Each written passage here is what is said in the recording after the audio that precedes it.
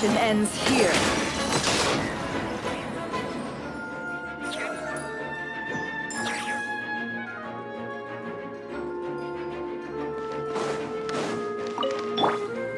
With one heart, we pray.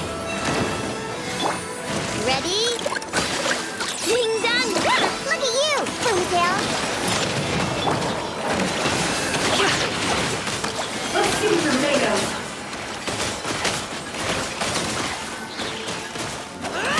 It all adds up. Can't hide the truth. Seek within.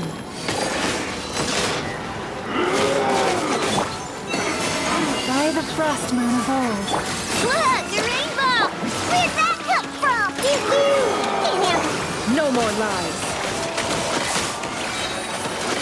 Let's see tomatoes.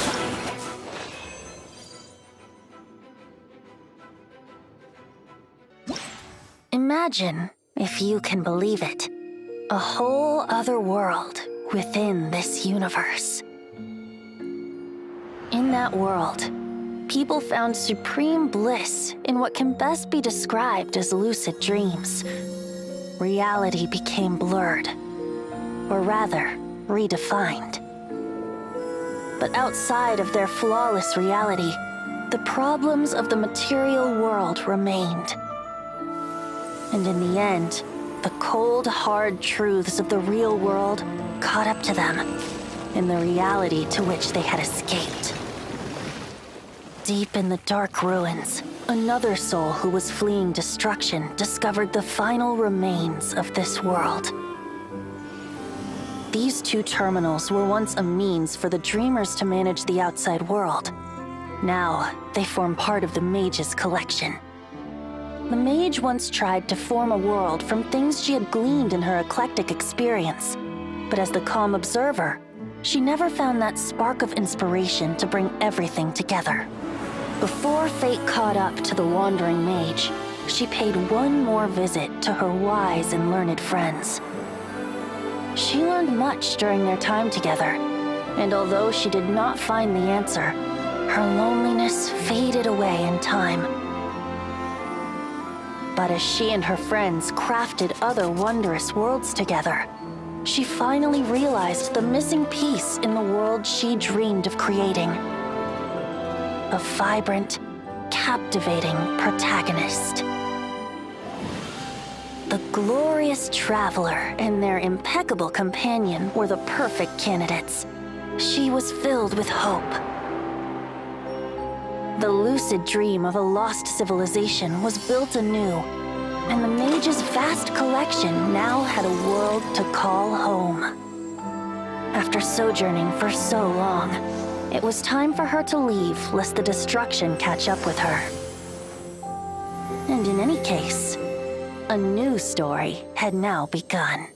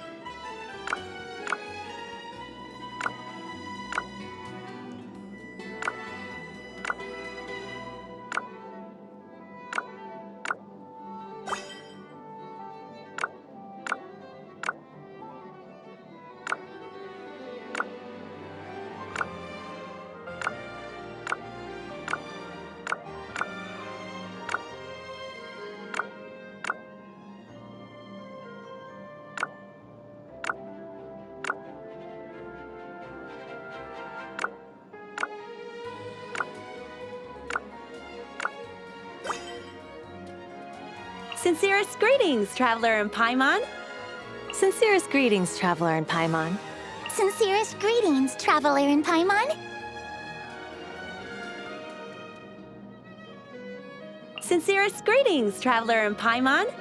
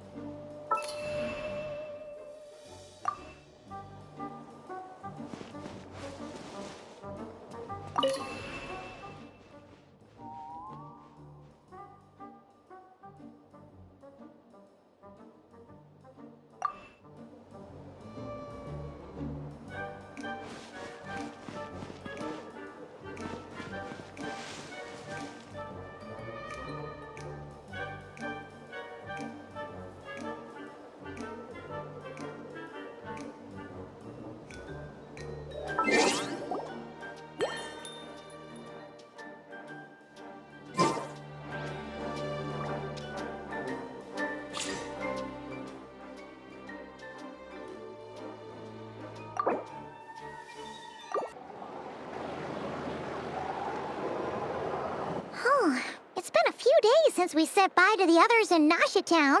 Still no news about Rarer, though. If only he was gone for good.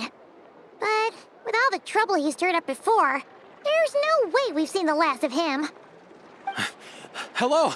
You must be the traveler in Paimon? Mr. Flynn's has been looking for you. Unfortunately, there's been a serious wild hunt attack over at the quarry. He thinks it's time to regroup and figure out a plan. The wild hunt? Oh, uh-oh. Come on, let's go!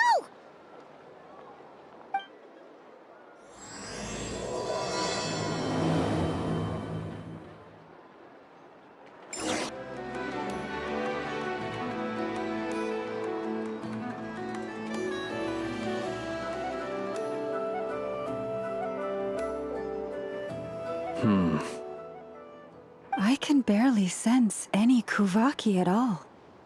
This whole area feels like a soulless husk. Looks like his appetite truly is insatiable. As if the power of that energy cannon wasn't enough. He's not seriously still getting stronger? What's his endgame here? Ah, everyone's here already. Hey, we made it! So, what's going on? We've all been on high alert since we split up a few days back, expecting Rarir to strike again. But it's like he just vanished into thin air. No one has seen him nor found any trace of his presence. That is, until this morning, when a ratnik found signs of wild hunt activity while out here on patrol. As you can see, the Crystonite itself is physically intact. And we're sure that Rarir did this. Who else? He's the only one who could pull off a stunt like this. Kuvaki loss has reached critical levels. Reikir of Solnari set to maximum threat level. Warning, unless de-escalation measures are taken soon, he will pose a threat beyond our ability to contain. Traveler, do you remember when we encountered Rarir there wasn't a shred of sanity left? Nothing but madness and rage. Yeah, didn't he shout out a bunch of names? Oh, Paimon gets chills just thinking about it. Oh, but the thought that he's still out there, lurking somewhere in Notcry, waiting for his chance to strike? Oh, even chillier. Last time we fought, we were already at a disadvantage. If he has such overwhelming strength, why would he suddenly go into hiding? Yeah, if I were him and I wanted more Kuvaki, I'd just take it by force. No point staying in the shadows. Unless something went wrong. His whole resurrection thing didn't exactly go smoothly. The other thing is, how does someone who's completely lost their mind still have the wherewithal to cover their tracks so perfectly? Beats me. According to certain medical studies, insanity does not always entail a complete loss of rationality. It may be that he is simply living in a world of his own. That actually sounds about right. He was ranting away to himself the whole time, like he had zero interest in talking to us. There are many unanswered questions here. He could be right under our noses, and we'd still be in the dark. Besides his name and title, we know little about him. Certainly nothing about his past, or what he might be hoping to achieve. Exactly. And we wouldn't even know where to begin looking. Even Boss hadn't heard of the Reikir of Solnari before all this. I'd be willing to bet that even if we gathered together every scrap of intel in Nodcry, we still wouldn't find more than, like, 3 useful facts about him. So, if we do nothing, he'll just keep getting stronger. But if we want to investigate him, we have no idea where to look. Last time we had Marionette and her big robo-buddy to help us, and we still barely held our ground. If we had to face him alone... Oh, Paimon's head hurts just thinking about it! Well, I do have a little hunch about his next move. Given that he attacked the quarry, I'd say it's likely he'll target other places rich in Kuvaki. Somewhere like the Eye of Khaenri'ah, or the Pillar of Embla. One thing's for sure. If we just sit back and let him keep absorbing Kuvaki, we really won't stand a chance to... A perfectly reasonable hypothesis. However, It is worth noting that these two locations are quite far apart. To investigate them both, we'll need to split up. I agree, we should split up. Right now, Rarir's goal seems to be gathering Kuvaki, not fighting us directly. Once we're done, let's regroup on Hisi Island. Wait, why Hisi Island? If I recall correctly, your largest goddess statue was carved from Kuvaki-rich ore, was it not? That's right. Yes, it could well be a potential target of his. I should head back and start evacuating the pilgrims.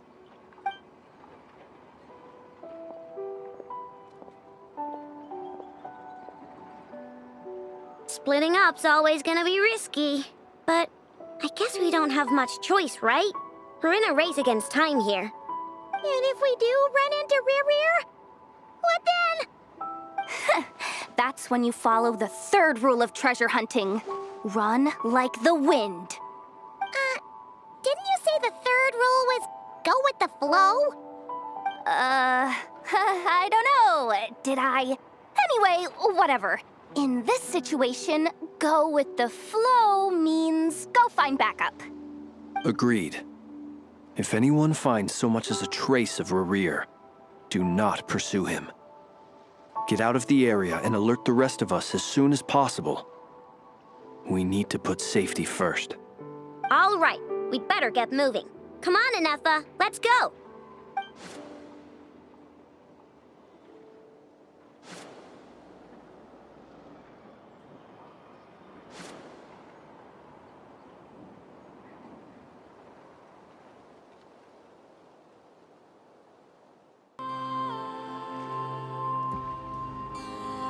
Any leads? Nope. Diddly squat. No clues to where he might be hiding. It's like he's a ghost. It feels like we're sitting on a powder keg that could go off at any second. Ugh, I hate this feeling. I'd rather face him head on than be left hanging like this. So, you guys didn't find anything either? Not loving the word either. How about you, Flints? I questioned a few Ratniki and eventually narrowed my investigation down to one suspicious individual. But by the time I got to his place, he was already gone. Almost as if he knew someone was on to him. Either that, or he's just extremely cautious and doesn't stay in one place for long. He's been biding his time for a while now. The question is, where or what is his next target? No idea. Since regaining his body, he seems to have lost all interest in the fragment in my possession. If he did still want it, he's had plenty of chances to take it. All we can do now is hope that Aino and Anefa turn up some leads. Darn it, Rarir. If you've got the guts, come face me one-on-one! Wait, he's actually here? I didn't mean it, I swear! No, it's coming from Silver Moon Hall. The Lady Kutar might be in danger. Let's get over there, quick!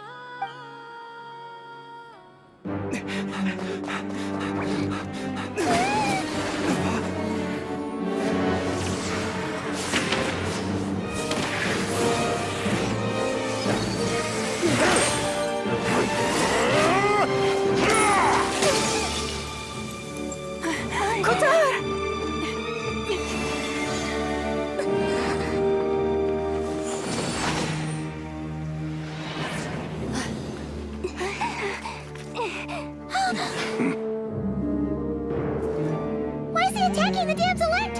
What's going on? No time for questions. Stop him!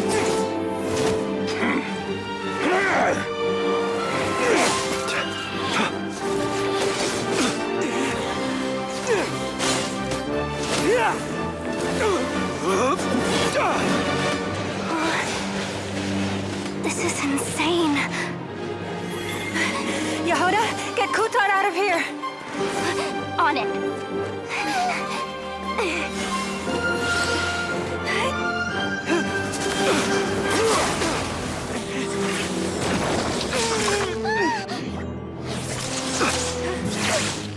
Look where your feeble light has gotten you.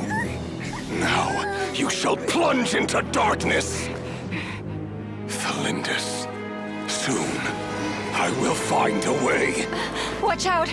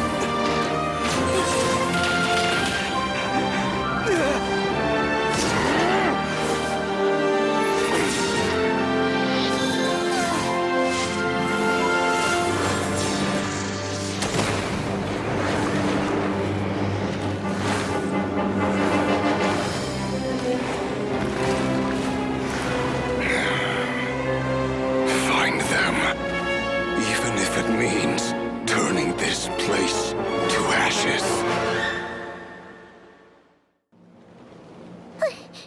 That was too close. We barely made it out of there alive. What's that guy's deal? How'd he get so crazy strong? He's a threat to this entire nation. I doubt his strength could even be measured by conventional standards. I have a question. When me and Anefa showed up, we saw him chasing after this lady like he wanted her dead. What was that all about? We weren't there for the whole thing either. They were already duking it out by the time we arrived. Yeah, we didn't see how it all started. It all escalated so quickly, we had no choice but to step in. Kutar, can you shed any light on the situation? Kutar. Cross-checking database. I see. So you're the one that the Frost Moon Scions refer to as the Moon Goddess? Wait, she's the moon goddess? Oh, no wonder she looks just like all those statues. There are many reasons why people might worship the moon, and just as many why they might despise it. I've never met that person before, but there was no mistaking his deep-seated hostility towards me. Why he holds me in such contempt, I cannot say. But since he hunts the power of the moon, it's no surprise that I am a target. Kutar. There are many potential motives. For instance, you help the traveler escape his grasp. This could be his way of taking revenge. It is also possible that he covets the Kuvaki inside you and seeks to take it for his own. The list goes on. But right now, devising a counter-strategy should be our #1 priority. The likelihood of this location being discovered is close to 100%. A counter-strategy? But we don't stand a chance against an enemy like this. Surely our only option is to run. He's not gonna chase us to the end of the world, right? So as long as we can sneak out of Nodcry undetected. No, I can't say that. Come on, Yehoda, this is serious stuff. You can't suggest we all just chicken out. Running is our only option. Huh? You seem surprised. But what other choice do we have? We are facing an enemy we cannot possibly defeat in battle. Well, I mean, yeah, but still. It's not too late. I can distract him, so you have plenty of time to make your escape. Wait, what? You're gonna act as bait? Doesn't that make sense? I'm the one he's after. There's no need for you to risk your necks on my behalf. A coyote doesn't stop for bypassers while it's howling at the moon. What is it, Loma? The Frost Moon Scions have already grown accustomed to life without their goddess. My presence here is no longer essential, and this is not my home, so you needn't ask me to stay. We can't just roll over and let him get away with this. That's not our style. Yeah, we can't just call it quits after everything we've been through together. Besides, she'd pretty much saved my life back there. If I just ditched her now, I'd never forgive myself. We can't overlook that you have saved our lives multiple times now. To talk of returning the favor would be a little crass for my liking. But suffice to say that we are friends, and friends look out for one another.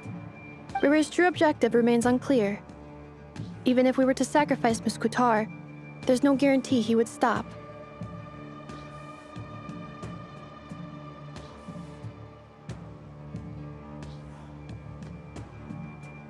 But... Kutar, I know why you left the Frostmoon Scions so long ago.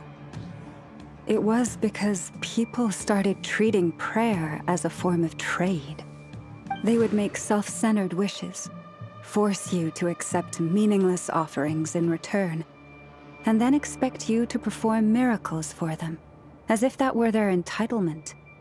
If it were me, I might have walked away too.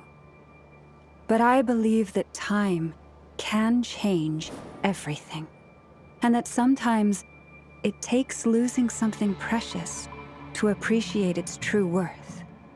After much reflection, I've realized that this was never about whether the Frostmoon Scions need you. Any relationship based on need is purely transactional. What I truly hope is that you'll choose to stay, not out of obligation, but as part of our family. You were born here, and now you've returned. Who knows? Perhaps it was the moonlight that guided you home. Thank you, Lauma. But my power is on the wane. I'm afraid I will be of little use to you now. Very well then. Both times you saved us, we were transported across great distances in an instant. Is that one of your powers as the Moon Goddess? It is, but I find it very draining. I barely managed to pull it off just now, and it will be some time before I'm strong enough to do so again. Rejected by the world, my power is dwindling. Like a lake, cut off from its source, slowly shrinking away. Now, it has almost run dry. What do you mean, rejected by the world? The 3 moons belonged to the ancient bygone era in which they came into being.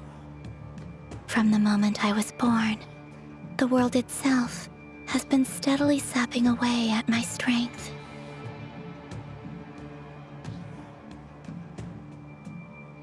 The 3 moons are not one and the same. As the goddess of the Frost Moon, I cannot wield the powers of the other 2. Yet moonlight has a way of blending together. Each can reflect the other's glow. So when our fingers touched, I was able to restore my strength by drawing Kuvaki from the eternal moons. But this method of recovery is painfully slow. If only we could find the... It's the Wild Hunt! Even faster than we expected. We'll have to finish this conversation later. See how those Wild Hunt creatures are running away from us. They're likely just a scouting party, which means Rerir won't be far behind. Then what are we waiting for? Let's get the heck out of here!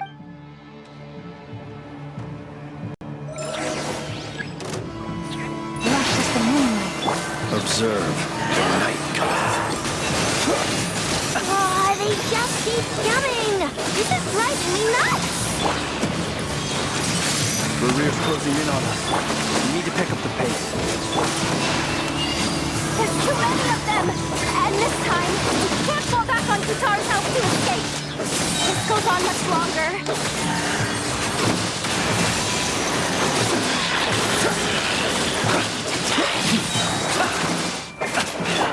You want this? Ultimatum protocol. Be silent. Observe. The long sleep beckons.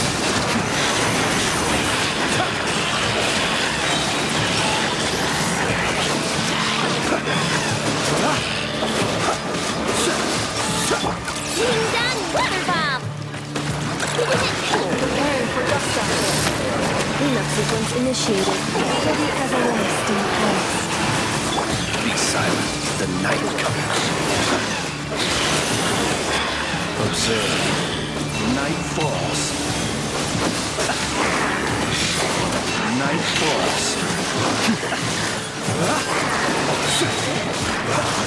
Be silent.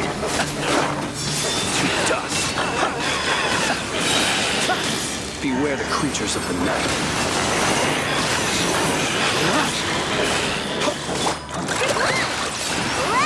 There's one.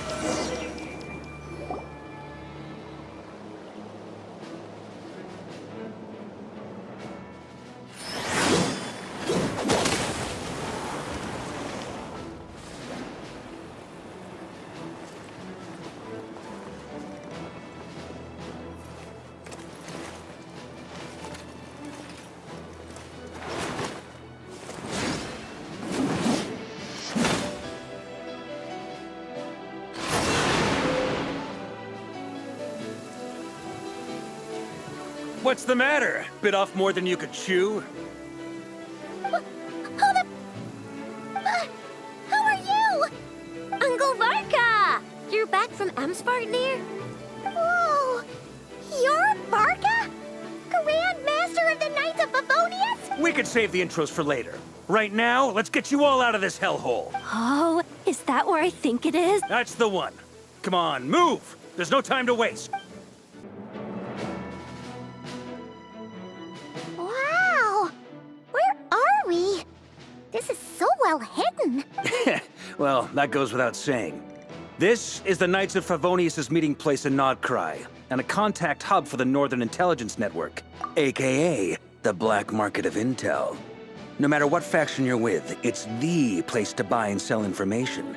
Their headquarters are in Nodcry, but they've got contacts in every... As an expeditionary force on foreign soil, working with them has offered us the most effective way of getting our hands on reliable local intel. Anyway, where were we? Folks from Nodcry should be pretty familiar with me by now. But I believe this is the first time we've met. Allow me to introduce myself.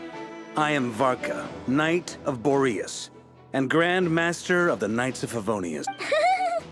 We've heard all about you. This meeting's been a long time coming. You look way younger than Paimon expected. Well, I'm no spring chicken. Just not showing my age yet. Definitely feeling some of that back pain today, though. Rushed back from Amsvartnir without a wink of sleep, only to get right into another fight with that freshly revived maniac. Another? You mean you fought him before? Yep. He wasn't nearly as strong back then, but he was still a formidable foe. I brought some of the knights along to give him a little surprise, but he saw us coming from a mile off. My squad took heavy injuries, and I barely made it out alive myself. We knew it might have been our last chance, so we staked everything on it. But still, it wasn't enough to stop him. I tried tracking him down afterwards, but he didn't leave a trace. Even in his unhinged mental state, he's as cautious as any trained operative. So, I decided to come find you.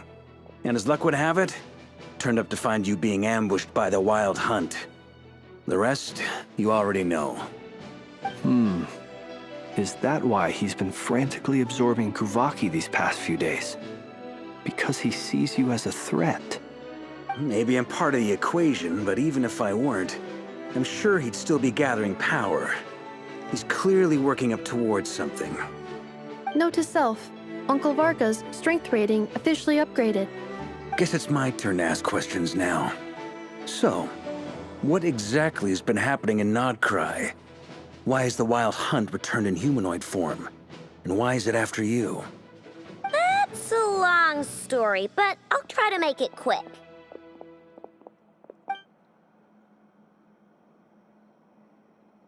Wow, I had no idea so much had happened. Sounds like you guys have really been through it. So, the Kutar is actually a Fatui Harbinger. And all this Wild Hunt activity in Nodcry is the work of the Raker of Solnari, one of the 5 sinners.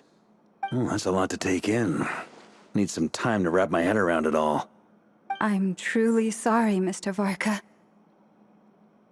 You stood with us against the Wild Hunt, and did everything you could to stop it from escalating into a full-blown catastrophe. And then, the one time you're away, it all comes to a head and all your hard work gets undone. You've got nothing to apologize for, Miss Moonchanter. You can plan 100 steps ahead and still slip up. That's just life. No one knows what tomorrow holds. And, to be perfectly honest, I can't say I'm surprised. For all the times we've defeated the Wild Hunt in the past, we've never been able to completely wipe it out. But now that a new variable has come into play, fate may well take a different course. A new variable? You mean us? Who else? And in a strange way, I think his resurgence might not be an entirely bad thing. The Wild Hunt is like an unrelenting force of nature, but Khaenri'ah is an individual with an agenda. He's gotta have a weak spot somewhere. That said, while I was explaining everything just now, some of the points that Mr. Flint's added caught my attention. You mean about our mystery ally? That's right. From what you've said, not only did they lead you straight to some key files, they also shielded Hisi Island from a lethal Kuvaki blast. I don't know who or what could pull something like that off. Heck, even Miss Columbina doesn't have a clue. I hadn't heard the story about those files. Would you mind repeating their titles for me? Wild Hunt Phenomena Log, a Nodcrian Ratnik's Field Journal, and Kuvaki Survey Log. Oh. No. Still doesn't ring a bell. Another dead end. Guess all we can do now is hope that our mystery ally keeps showing up when we most need them. Still, it's safest to assume they won't be intervening again. From here on out, we'll have to resolve this crisis by ourselves. Your intel also explains something else I've been wondering about. The reason I led my team to Amsfarnir was because we'd had reports about a possible source of the Wild Hunt showing up there. But once we looked into it, it turned out to be a red herring. I don't know who was behind it, but clearly, it served its purpose. I doubt it's by chance that he happened to make his comeback while my attention was diverted. And from everything you told me, it sounds like his scheming began well before his return. So maybe luring me away was all a part of his plan. But is it even possible that he orchestrated all of this by himself? The Moon Maiden and the Raker of Solnari, Nodcry of all places. The way everything is unfolding, it can't be a coincidence. So, what do we do now? Got any ideas? Right now, we've got at least 3 things to consider. Let's go through them one by one. First, we need to figure out how to take down Khaenri'ah. If we can't beat him in a straight-up fight, the rest won't even matter. To my knowledge, the bulk of Nodcry's fighting force is already gathered here. But even with everyone united, we're still no match for Khaenri'ah in his current state, let alone with his power still growing. What if there was a way to tap into a new power of our own? How so? Have you thought of something, Columbina? 3 moons once watched over this world. The Eternal Moon was the largest. The Frost Moon was the brightest. And the Iridescent Moon was the most mysterious. They say that back then, the 3 moon goddesses wielded immense power. Enough to shape the workings of the world itself. I now bear the Frost Moon's power, and the Eternal Moon's marrow resides within the Traveler. Hold on. Are you suggesting? The Iridescent Moon, the last piece in the puzzle. That's right. If we can find the Iridescent Moon's marrow, I will be able to regain my strength much more quickly. The 3 moons are said to stir the tides and illuminate all things. Perhaps they hold further secrets beyond our understanding. According to my analysis, the solution is feasible. However, it is subject to one major condition. How do we locate the Iridescent Moon's marrow?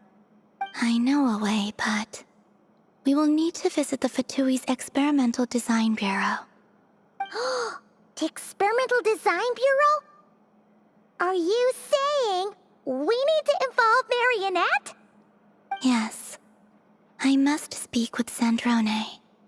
It's a long way from here to the Experimental Design Bureau. There's a high chance you'll be spotted. You shouldn't go alone. Then that's settled. Next up, our second priority. Somehow, we need to figure out Khaenri'ah's end goal. As you saw for yourselves, when he was still in his Wild Hunt form, Everything he did was for the sake of recovering his body and resurrecting himself. His first act since then, after laying low for a while, was to try and assassinate this young lady. People's obsessions often reveal their greatest vulnerabilities. There must be a reason why he despises the moon so deeply. Perhaps it sheds some light on his title, the Raker of Solnari. The Wild Hunt has plagued Nodcry for centuries now. If we want to stop it for good, we have to get to the root cause of what's driving it. It's true. We still know very little about him. If Kuthar hadn't given us that lead, we wouldn't even know his name. But where would we even start? I doubt even the Intel Queen of Nodcry has a clue, and she has info coming out of her ears. Oh? That's a rather hasty conclusion for someone who's so painstakingly meticulous when it comes to dealing with machine. She heard me.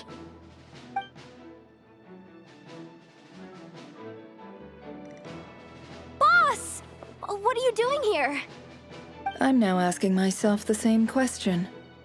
I received a letter from a humble knight of Favonius, requesting a meeting to discuss a major business deal. Details, details. Miss Neffer, the important thing is that you've arrived at the perfect time.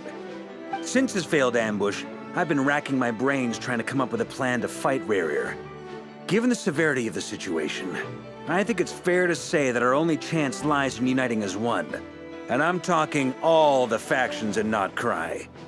We can't do this without the Curatorium, but I knew it'd be a tough job to win you over.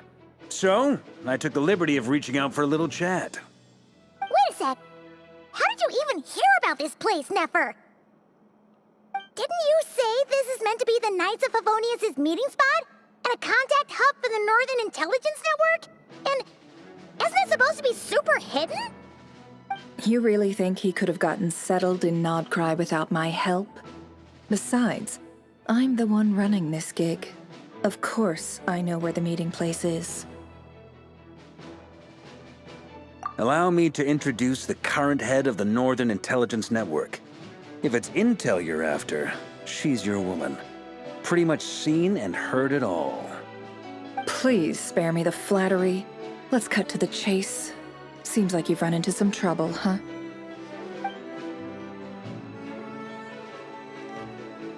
Well, this certainly qualifies as an unforeseen crisis. On behalf of the Curatorium of Secrets, I wish you all the best of luck. So you're just going to sit this one out? Why should I get involved? What could possibly be in it for me? What if we told you we can't do this without you? Oh? Then I'd say you'd better make it worth my while. I don't work for free. I can't put a price on something like this. It's just not in my nature. But then again, you and I have always been polar opposites in this regard. So I can't exactly say I didn't see this coming. If you insist on compensation, I will pay you. Consider this a formal commission. Sound fair? You just don't give up, do you? Too bad. I know you well enough to know you can't afford my prices. The riskier the job, the more it'll cost. And a Moonchanter's stipend isn't exactly generous. Unless you're planning to start passing the donation box around among the faithful. Boss, just a thought.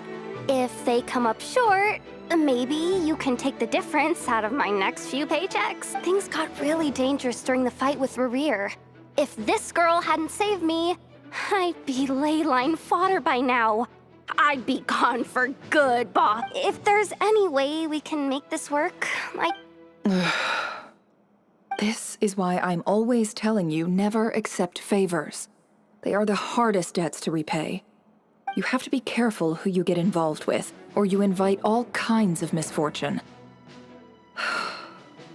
Very well, Yehoda, I will help. But just this once. Don't count on this happening again. Flynn's, that fragment that Khaenri'ah was after, do you still have it on you? Of course. Let me borrow it. I need it to follow up on some leads. Wait, you actually have some leads? Shh. This is top secret information. I get it. We all have things we'd rather keep to ourselves. Plus, I know we can count on you, so we'll leave the intel gathering in your hands. And that brings me to the third and final item. We need to find a way to distract him. We need time to make our move, so someone will have to stall him. I'm in for this part, no matter what. Anyone coming with? Count me in too. Come off it, you two. Quit playing heroes. I'm way ahead of you here. Nefa did a scan of the Moon Goddess's Kuvaki signature, and we're gonna use it to make some decoys over at the Kramkake craft shop. Anyone who's in, follow me. Once they're ready, we'll deploy the decoys across Nogcry. So as long as the rest of you keep moving, he won't catch on to your scent and— I like it. Genius idea. No biggie. All right then. We'll split into 3 teams. Once your team has finished their mission, return here and wait for the others. Dismiss!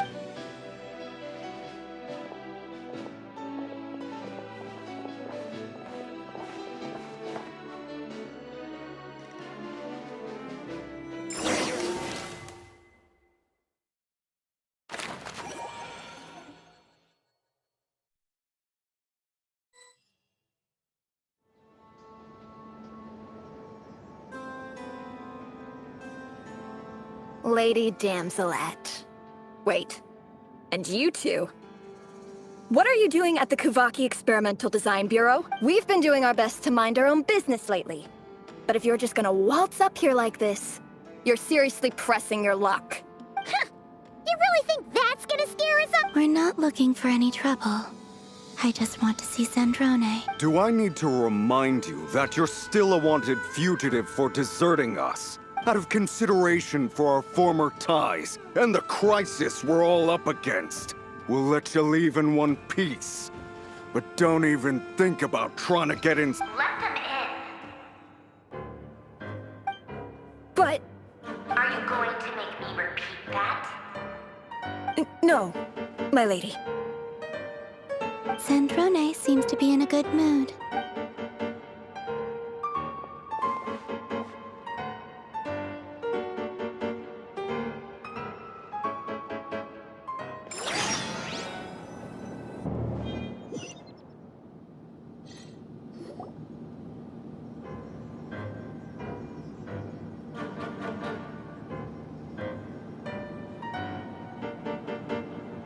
So tell me, to what do I owe the honor that— Actually, before you answer that, just so we're clear, we're not colleagues anymore, Columbina. I don't owe you anything. I promise it's nothing big. It seems like you've gotten the wrong idea here. The only reason I let you in was because I was bored. It seemed like a way to kill some time and satisfy my own curiosity. Whatever miscalculations I may or may not have made in the past, I haven't lost the plot enough to even consider sticking my neck out for your sakes. I'd like to speak with Arlecchino. What? Huh? You mean the knave? I'd like to speak with Arlecchino. Is she in Nogcry? No, she's not. Once the work on this facility was completed, she went back with the Rooster and Regrator. The only ones in Nogcry are me and... What is it you need to speak to her about? Rerir is hunting me. If I'm going to face him, I must first retrieve the lost moon.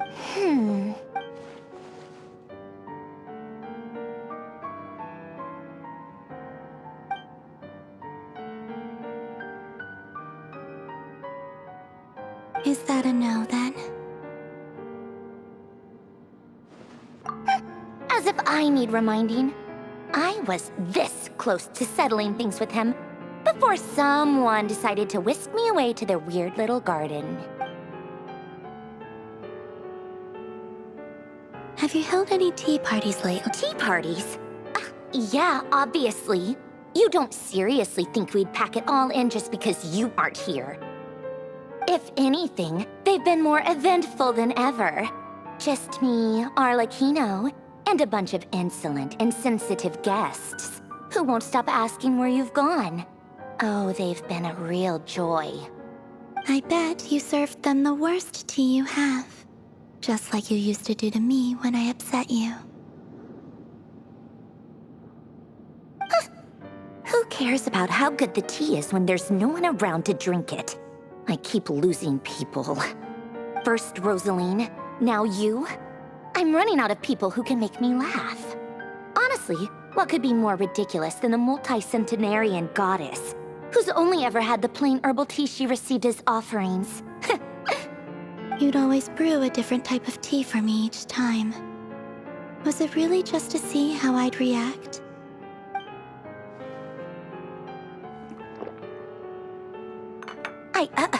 Well, duh. Why else? Watching you squirm was practically my only form of entertainment.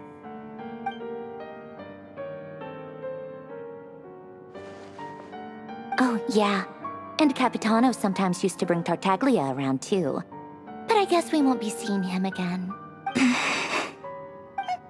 Well, I guess we are overdue for a get-together. Polonia! Have Favronia pass a message to Arlecchino for me. It's time for tea. Will suffice. Pass along a message for me, too, if you would.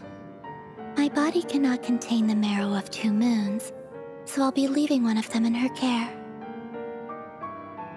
Excuse me? Who said you were on the guest list? If my tea meant that much to you, maybe quitting the Fatui wasn't your brightest move. Back when you were under the Tsaritsa's protection, no one would have dared come at you so openly. But that protection didn't come for free. In fact, I paid dearly for it.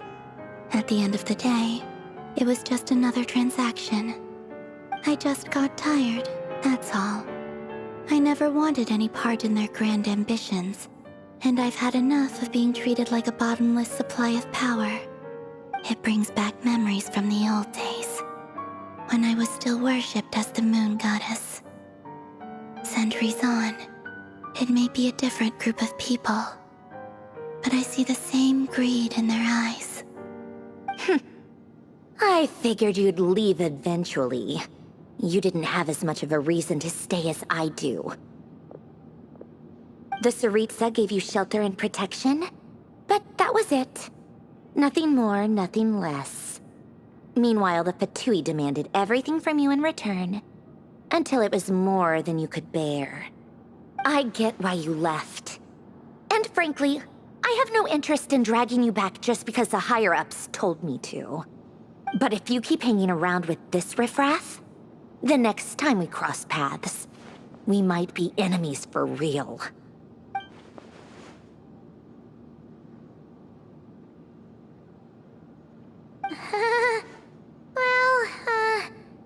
Guess that's our cue to leave? That might be your plan. But it sounds like someone else wants you to stay a little longer. Huh? Listen.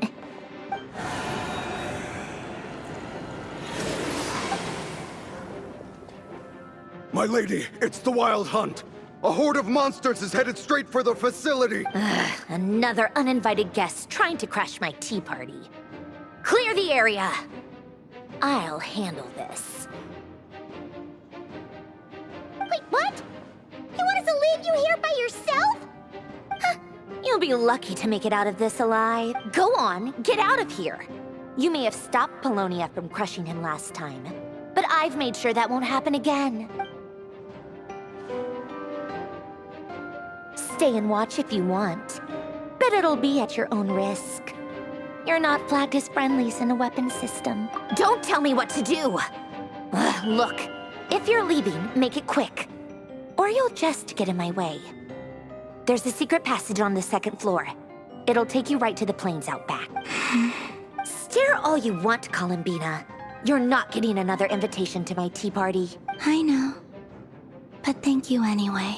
This is exactly why you shouldn't hang around with those people. All their melodrama and sentimental nonsense is rubbing off on you.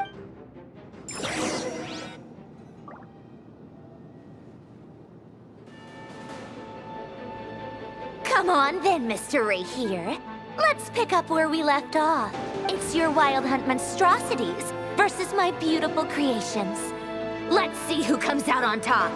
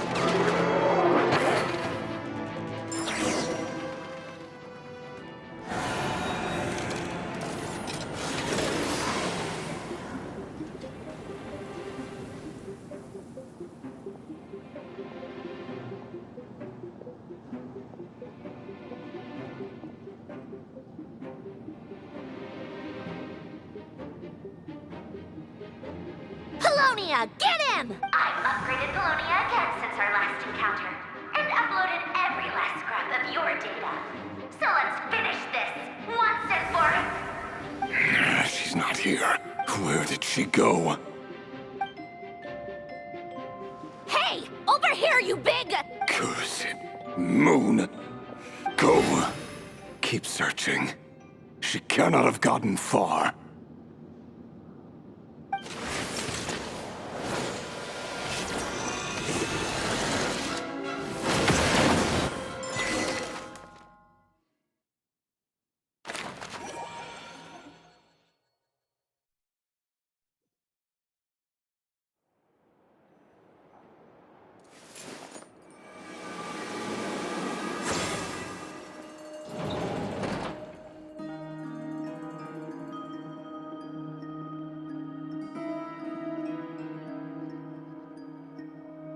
So this is your method for investigating Rarir's past? It almost looks like some kind of ceremony.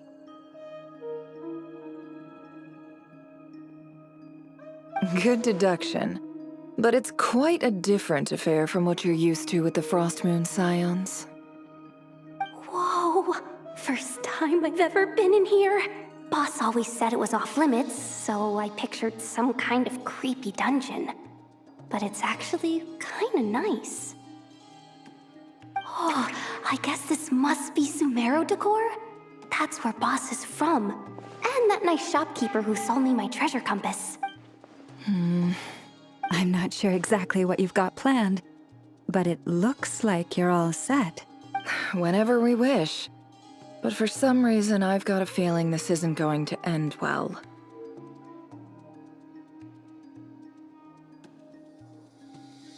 I've never faced Rarir myself, but from what you've told me, his power is beyond anything I could imagine. I, on the other hand, am just an ordinary businesswoman. Our paths should never have crossed, yet here I am, forced to make an enemy of him. If you ask me, you're about as far from ordinary as it gets. Once I take a job, there's no backing out. Still, I have to ask myself if the power I'm relying on will even work on an opponent of this caliber. And also how to make sure I come out of this alive if things spiral out of control. Death is the one thing we can take for granted. It is the great equalizer, however fortunate or unfortunate we may otherwise be. So it's important to consider how to spend what lifespan we have left. Come on, boss. Lighten up. Quit talking about death. It's bad luck.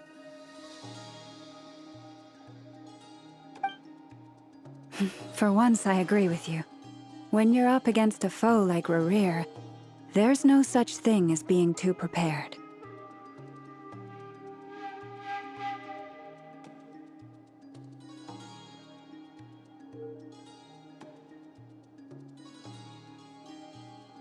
Is there anything I can do to help?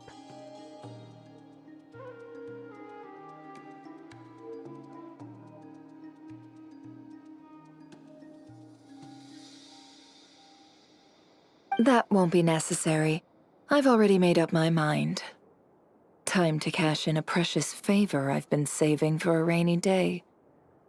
Yehoda, I need you to find someone for me. The sooner the better.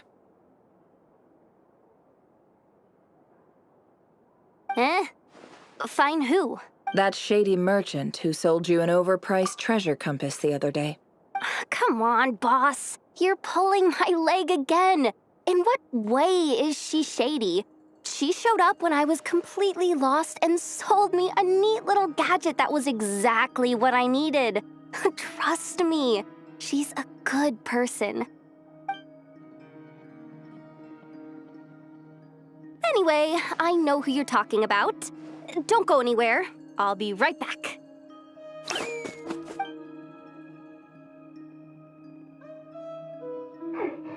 I genuinely can't run any further!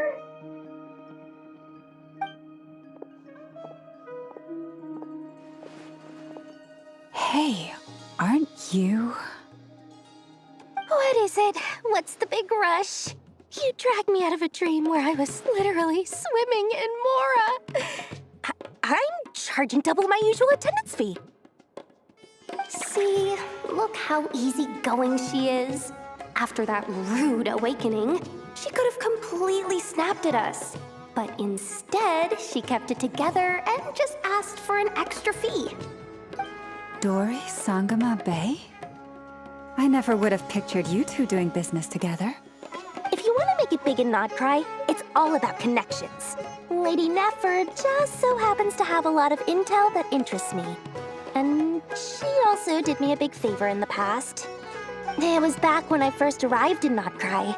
My trusty assistant, the genie in my lamp, had an adverse reaction to the Kuvaki and fainted. And wouldn't you know it, that's when I suddenly find myself in a life-or-death situation. I've been giving her a 30% discount off all of my goods ever since. Now, so that no one here feels left out, I'm willing to extend a 20% discount to fellow friends of Boss Nefer. Plus, any other friends you send my way will enjoy 10% off. What can I say? The great Lord Sangama Bay is nothing if not generous. So, let me guess. You've run into some trouble? I've got everything you could possibly need, and the more you buy, the more you'll save. You guessed correctly. What have you got in the way of survival gear? The one type of gear I've never been short on. What are you looking for? A jetpack fresh from the Academia's labs? An ancient suit of armor dredged up from the bottom of the sea? At the very least, I need to know what kind of opponent you're dealing with here. If even you're worried about staying alive, it must be pretty serious. What if I told you it's someone with the power to bring a nation to its knees? Is that so? Then we really are talking top-shelf treasures. I don't have anything like that in stock right now. I'll have to ask my supplier. Your supplier? A powerful woman, make no mistake. I can't reveal her identity, but luckily for you, I hear she's planning to visit Nodcry in the near future. If you're willing to wait, I can ask her when she's here. Can't say exactly how long that'll be, though. Then, let me put it another way. What would you do if you encountered an enemy like that? Roll over and serve yourself up on a silver platter? Of course not! I have a handy little trinket from one of my generous suppliers, which... Hold on. What exactly are you getting at? No, no! This is for my personal use only! Let's just say I'm borrowing it, all right? Just for insurance purposes. You'll get it back later. Favors are the worst kind of debt to owe, and now you've got a chance to repay one. A win-win situation, don't you think? Fine. You can borrow it for 5 days. No, make that 3. And for every extra hour after that, I'm charging you 1,000,000 Mora. Deal? Deal.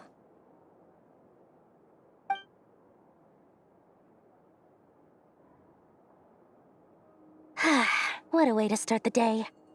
Now, was there anything else you wanted? Or can I go back to bed now?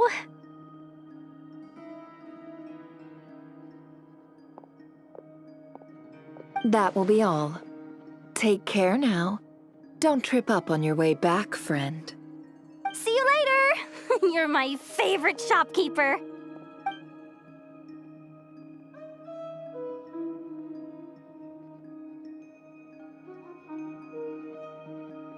Excellent. Everything is well and truly ready. The ceremony can now begin. After initiating the ceremony, your minds will follow me wherever I go. You will see many strange things in your mind's eye. So remember, don't be frightened, and don't make a sound.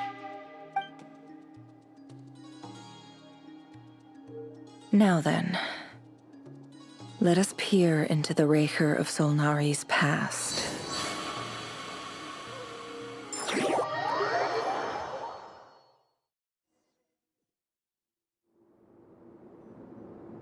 I made it. I don't recognize this style of architecture. Must be Khaenri'ah. Simple furnishings, table and chairs. It's a more ordinary house than I might have expected. Looks like the fearsome Raker of Zolnari came from surprisingly humble beginnings. Unless this passed for luxury in Khaenri'ah. Unlikely. It was said to be a very prosperous nation in its heyday. Anyway, I'll keep exploring.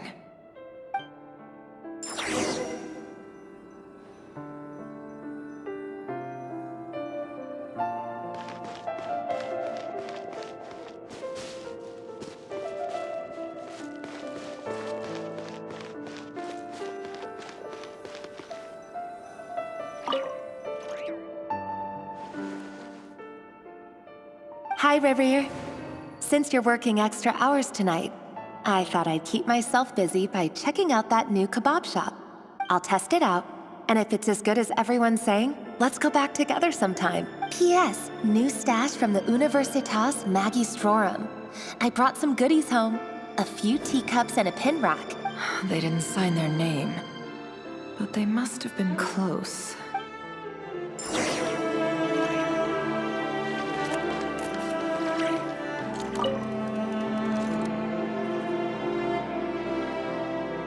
I went over to Joseph's for drinks today. They have a fine collection, but I went alone. Thelindis was tied up with something and couldn't make it. Joseph asked why I came alone, but I didn't really have an answer. He then went on to ask about other things. If you ask me, someone who asks that many personal questions is too nosy for their own good. But if he invites me again, chances are I'd still go. Thelindis. That's the same name Rerir mentioned. Crane imports keep falling. If things don't pick up, we'll soon be back to meat and mushrooms only. Honestly, I'm not a huge fan of that new type of mushroom everyone's been into lately. Didn't it start out as a lab-grown variety? I heard it's even mildly corrosive.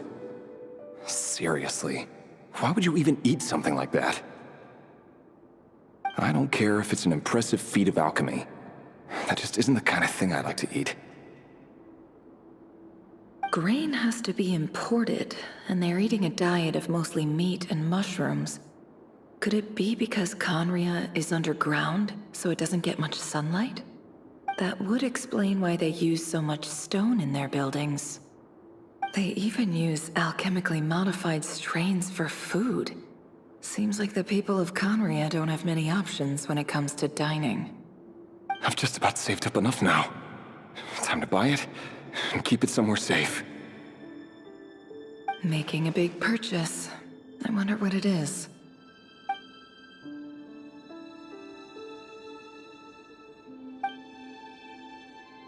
He really is a professional. No wonder he's so good at covering his tracks. Despite what he's become, it seems like he's retained certain habits, at least in this regard.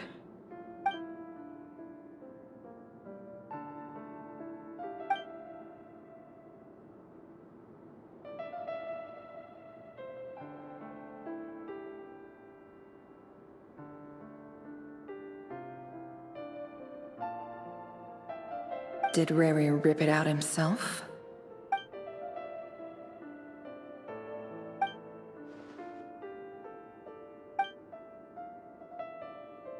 Before I met you, I was convinced that my heart was nothing more than a stagnant pool.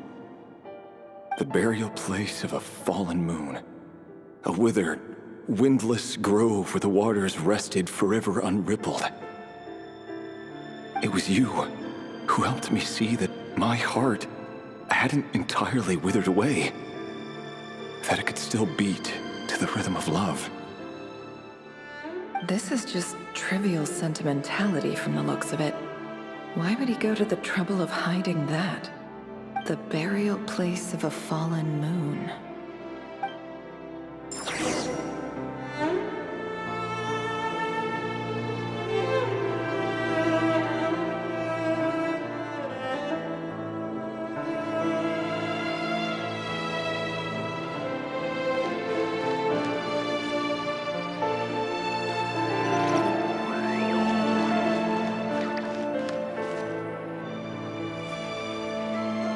Reverie, over here. Dane! Oh, and, Vediflin here? What a surprise to see you here, sir. Hello there, Reverie. You need not address me so formally outside of court. He doesn't get that much free time, so I invited him over for a drink. Even the court prophet deserves a break every now and then, right? Well, I'm flattered. So, what are we discussing today? Hey, don't look at me. As far as I see it, we don't need an excuse to have a few drinks. Come on, don't give us that. Didn't you say you were about to pop the big question? How's that coming along? Who'd have thought the great Twilight Sword was an even greater gossip? I just didn't expect you to be the first one to settle down and get married, that's all. Yeah. If you told me that a few years ago, I wouldn't have believed you either. So, are you planning to come clean about your job then? I'm guessing you still haven't told her. Sure, I'll have to tell her at some point. But I'll need to pick the right time and place. To be honest, I have no idea how she'll take it. Come on, stop being such a pessimist. For all you know, she could be thrilled. I bet she'll be much more impressed by your actual job than the one she thinks you're doing now. A member of the King's Guard. Quite the cover story. Does the king himself even know? Of course he does. Anyway, enough about me. How have you been? Me? Same old, same old. Nothing much to... Huh? What's up, Ved? It's nothing. Vediflin, Dainsleif's elder brother. Renowned throughout the court of Khaenri'ah as the Visionary, and said to possess a wisdom far beyond the reach of any ordinary man. And yet, despite the gulf between us, he seems to have something to say about me. Does he even know me? Does he see me as a friend of his brother? Or why did he react so strongly? Was it really to do with what we were talking about? Brown, curly hair and brooding blue eyes. So this is what Khaenri'ah looked like back in the day. Perfectly normal. No different from anyone else. As frightening as this monster is in the present, there's something even more unsettling about seeing the human he used to be.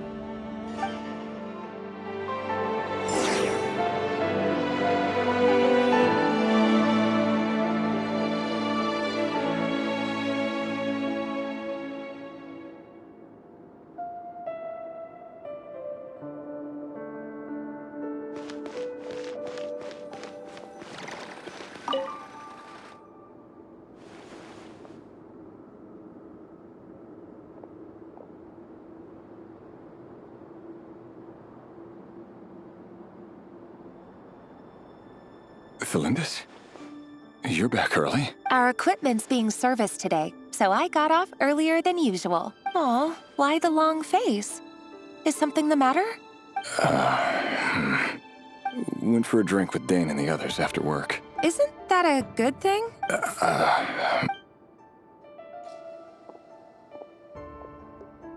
Vediflin showed up today, too. You know, Dainsleif's older brother. Ah, Mr. Vediflin. Yes, I've heard of him. They say that everything he says ends up... He overheard Dainsleif mention that I'd recently proposed, and seemed to have an issue with it. But when... So, you're worried? You can be such a child sometimes, Reverie. We're nobodies. Why would the Visionary be concerned about us? I'm sure someone in his position has much bigger fish to fry. Maybe you're right. You worry too much, Reverie. We've been together for ages now, and everything's been going so well, has it not? You've even proposed to me. So, you do remember. Tell me then. What's your answer? Like I said, I need some time to decide. You can't just rush into things like this. We may be nobodies in the grand scheme of things, but if we want things to work out, we've still got to plan ahead. All right. Take your time. Just Don't keep me waiting forever. No bodies. Sounds about right. In the eyes of people like Vedalfnir and Dainsleif, what do we matter? Can someone whose gaze is so fixed on a far-flung future even see the present clearly? Besides, the dynasty's fate rests with the king and his inner circle. Whatever I do, it won't make much difference. Meanwhile, every idea they come up with and every decision they make, it affects everything. These days, the king is lost in his research, and the purge of the Crimson Moon bloodline grows ever more intense. The opposition tried to speak out, but nothing came of it. And I'm under no illusions as to why. Because we eliminated them and got rid of their bodies. A man can have 1,000 reasons to carry a sword, but there are few good excuses to use it. Yet the king has never even considered a gentler approach, and he never will. What becomes of someone who kills on another's behalf? Can he ever find true peace?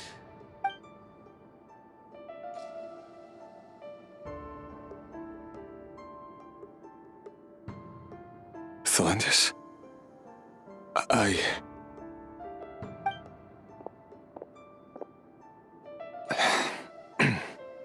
It's nothing.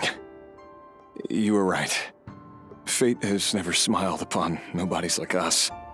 But by the same token, it's unlikely to bear a grudge against us either. There's no reason we can't keep living happily together, cherishing the simple joys of each day as they come. See? You just need to stay positive, Revere. I can feel your warmth, your breath. You're right there, right by my side. Just seeing you makes me happy in a way I can't explain. And that's something that no one could ever take away from me.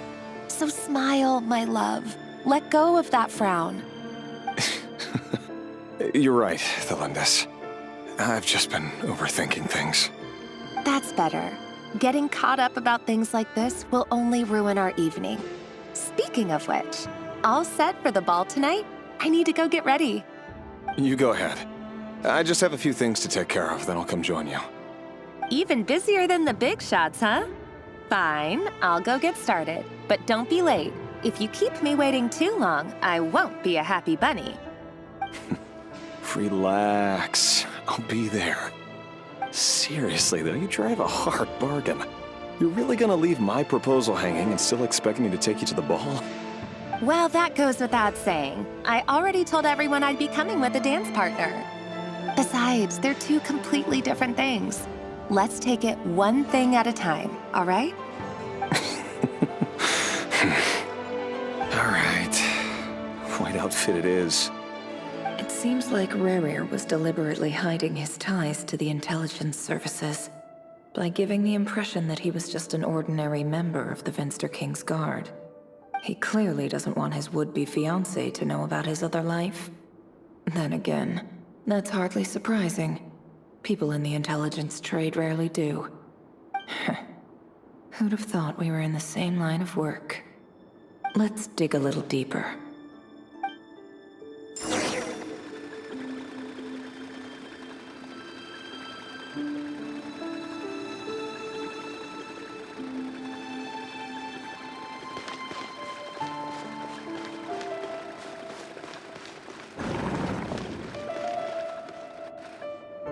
Our last operation was a resounding success, and all thanks to you, Rehir of Solnari. In total, we apprehended 32 dregs of the Crimson Moon, and 67 accomplices. After all these years since the dynasty's fall, so many of them still linger on. Indeed, it cannot be denied. Yet it was destiny that the Crimson Moon should be overcome by the eclipse, and that His Majesty, the all-seeing Vinster King, now guides our nation on the path to prosperity. Khaenri'ah has no further need for a dead moon. But alas, there will always be those who refuse to see the truth, choosing instead to romanticize the past. That's not entirely true. Much about the Crimson Moon era was worthy of remembrance. And that's exactly why they keep trying to see it restored.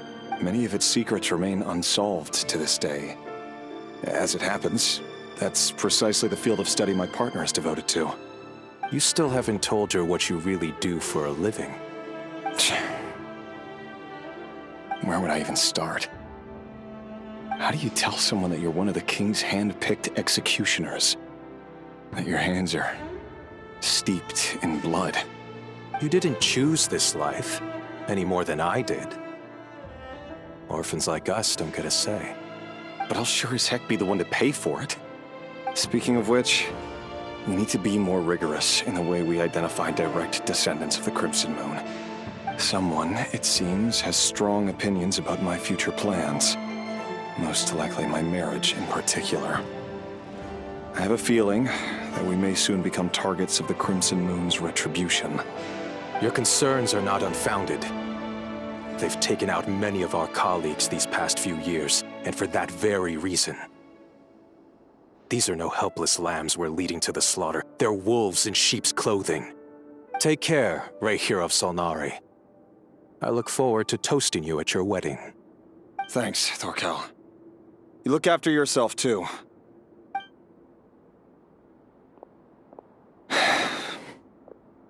Thelindis, I never wanted to keep this from you. You're the last person I would ever want to lie to. But that's exactly why I can't tell you everything. There are things you shouldn't know. Things you cannot know. The moonlit dynasties are a thing of the past.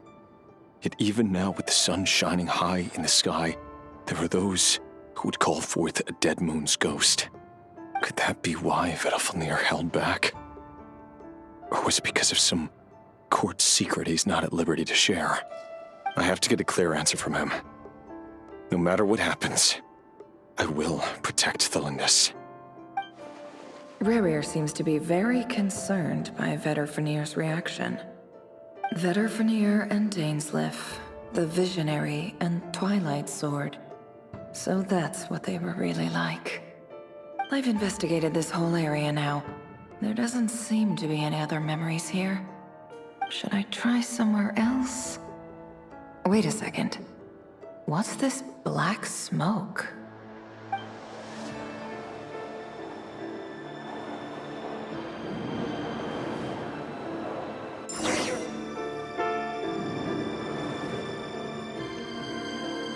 So, he's late after all. Just you wait, Rayhir. You're in for it. Big time. Are you waiting for someone, ma'am? Could I tempt you into buying some flowers? Oh, sure. Pick me out a pretty bunch if you would. Thank you. But I'm afraid none of them are as pretty as you. For someone so young, you sure have a way with words, don't you? I'm only telling the truth. Look me in the eyes. You'll see I'm not lying. May we have a word in private? Who are you? And what do you want? It doesn't matter who I am. Too many of our kind have fallen lately, so I decided to take the risk of reaching out. Not long ago, the Rayhir of Solnari led an assault on one of our strongholds. We suffered many casualties, and many who came to our aid lost their lives as well. Sorry, I don't know why you're telling me this. And I don't want to get involved. Wait, hear me out. This time we finally got a clear look at his face and learned his true identity.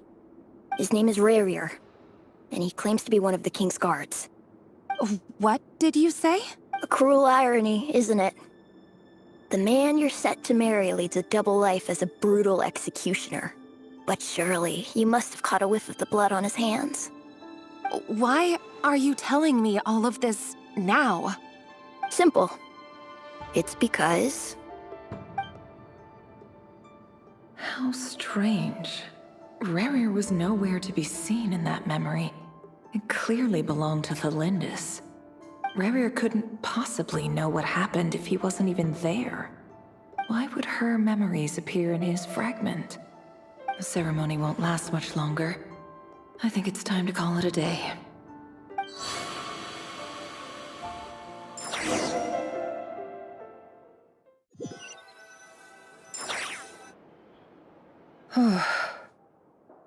So that was your doing? Did you just pull us inside Rarir's fragment to spy directly on his memories? Any more questions, and I'll have to start charging. I had no idea you could do that, boss! Seriously, that was amazing! We're not worthy. We're not worthy! I gotta admit, though, I'm itching to see what happens next. Feels like we barely scratched the surface. I'm just as curious as you are, but the ceremony only allows for limited time inside. That's all we can see for now. Luckily, we managed to learn quite a lot. So far, so good. I just hope the others are doing okay too. Especially the group with the Traveler. Their mission is a risky one. Let's hope it's all going smoothly. If you're worried about them, go see how they're doing. If I know Boss, she's gonna need some time to write up all the details and make sure it's all coherent. I'll stay behind to lend a hand, but feel free to head back and meet up with the others.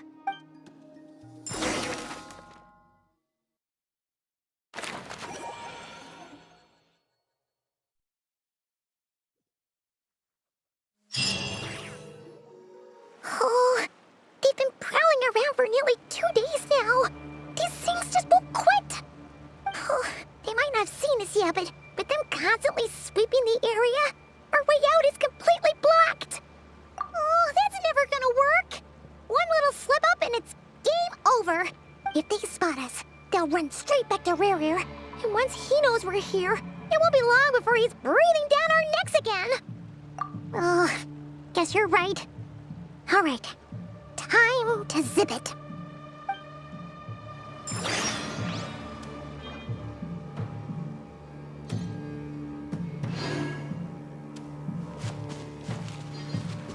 Quick, hide! We almost got spotted! Phew, that was a close call.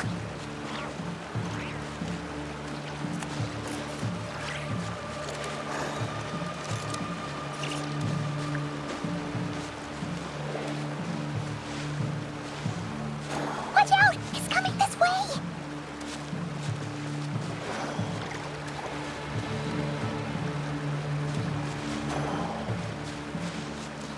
Keep going. We're nearly there. This is the final hurdle.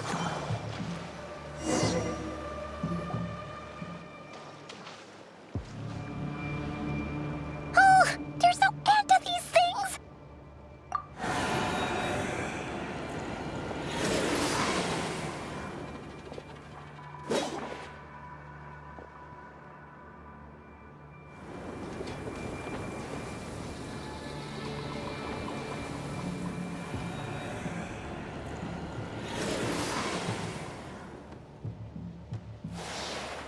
Fire. Fire? Wait, what's that smell? Oh no, there's a fire!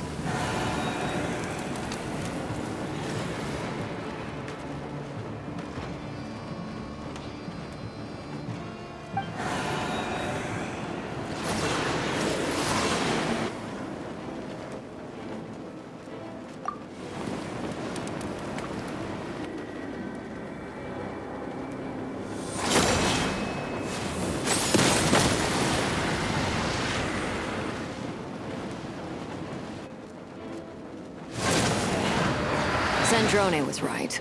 You look weak, Columbina. The old you would never have let such lowly creatures bar your way. Word has it that you did something for the Tsaritsa, and that's why you've lost most of your power. Freedom comes at a heavy price, doesn't it? It's Arlecchino! You came! Hello again, Columbina. And greetings, guests of the House of the Hearth. It's been a while, Arlecchino.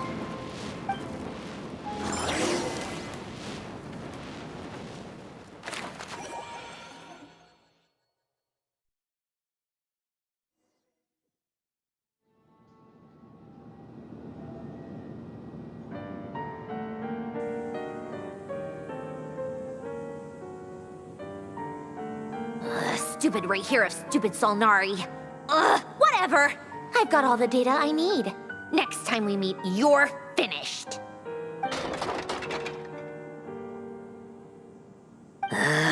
He sure doesn't pull his punches. Excuse me, do you need a hand? You can do me a favor by staying out of my way. Can't you see I'm busy? Wait a minute. I recognize that voice. Hello, Miss Sandrone.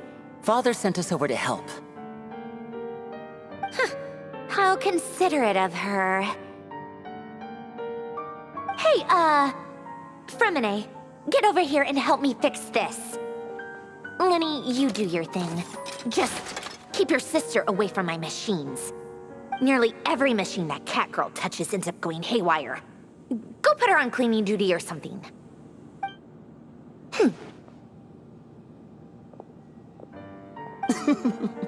Then let's start downstairs. Fremine, we'll leave this place to you. You've got it. Wait a second. Pretty sure there's still some tea in the cupboard. If you want some, you'll have to make it yourselves.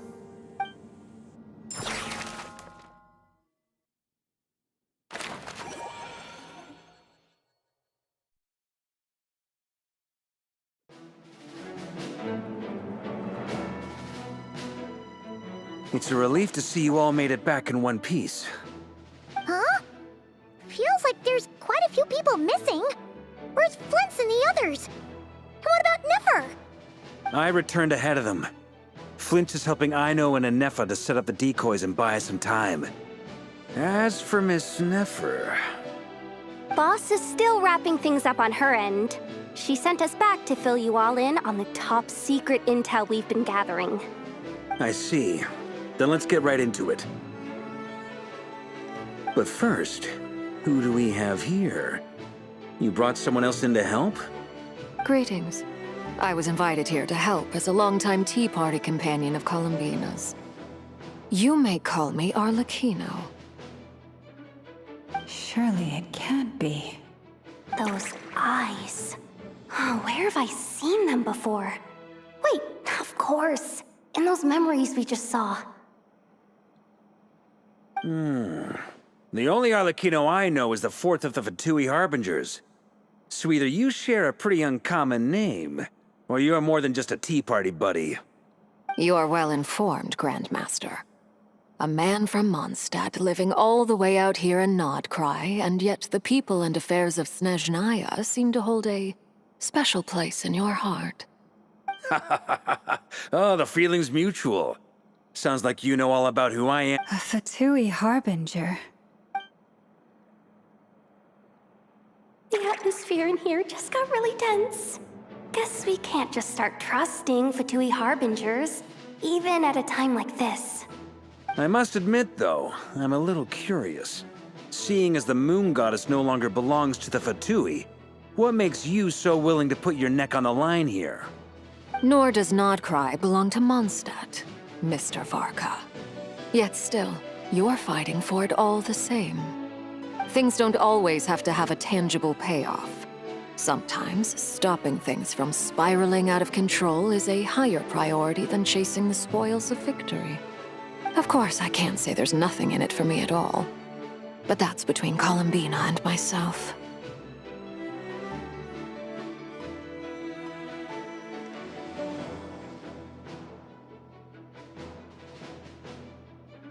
Forgive me. I don't mean to doubt you. It's just that the Fatui really have been the source of many of our troubles. We have our own way of doing things here in Nodcry. But ever since they arrived, the Fatui have treated us with nothing but hostility. I know there's been a lot of bad blood between us in the past. I've done my utmost to avoid friction whenever I could. But sometimes fundamental conflicts of interest simply can't be settled amicably. That's why I'm here solely in a personal capacity. This has nothing to do with the Fatui. As a gesture of good faith, I'll be frank. I can help Columbina track down the iridescent moon's marrow, which will help her restore more of her power. Anyway, what else is on the agenda? Let's begin. She says she'll be frank, then completely skips over the details.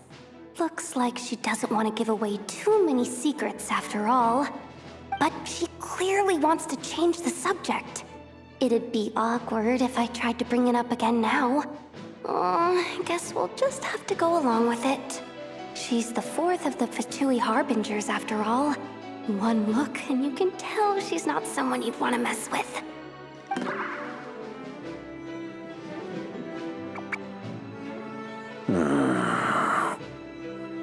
Well, since Miss Arlecchino sounds confident in her ability to handle that, we'll proceed to the next topic. Yehoda, time to share that top-secret intel. All right, listen up, everyone. First, we now know that Rerir was originally a Khaenri'ah secret agent whose primary mission was to hunt down and assassinate the so-called Dregs of the Crimson Moon. The Dregs of the Crimson Moon? Mm-hmm. In the memories, there was a lot of talk about the Crimson Moon and Eclipse, and a whole bunch of other stuff from the time of Khaenri'ah. To my knowledge, those were the names of two different Khaenri'ah dynasties. Long, long ago, it is said that the people of Khaenri'ah worshipped the Crimson Moon, drawing a mysterious power from its reflection. But one day, a coup saw the Crimson Moon eclipsed, hence the name of the new dynasty that replaced it, and how it became the new emblem of Khaenri'ah. Still, long after the Crimson Moon dynasty had fallen, the last ruler of the Eclipse dynasty, the Vinster King, still coveted the secrets it left behind. So, he sent the Rehir of Solnari to secretly hunt down the Crimson Moon's few remaining followers. In those days, Rerir showed no signs of madness. In fact, he was as normal as any other person. Oh, and he had a fiancé, or at least a would-be fiancé, called Tholindis.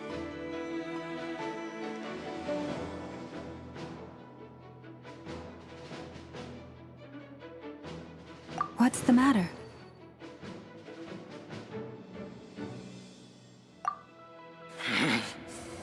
Verfnir, Freindaughter, Flinders.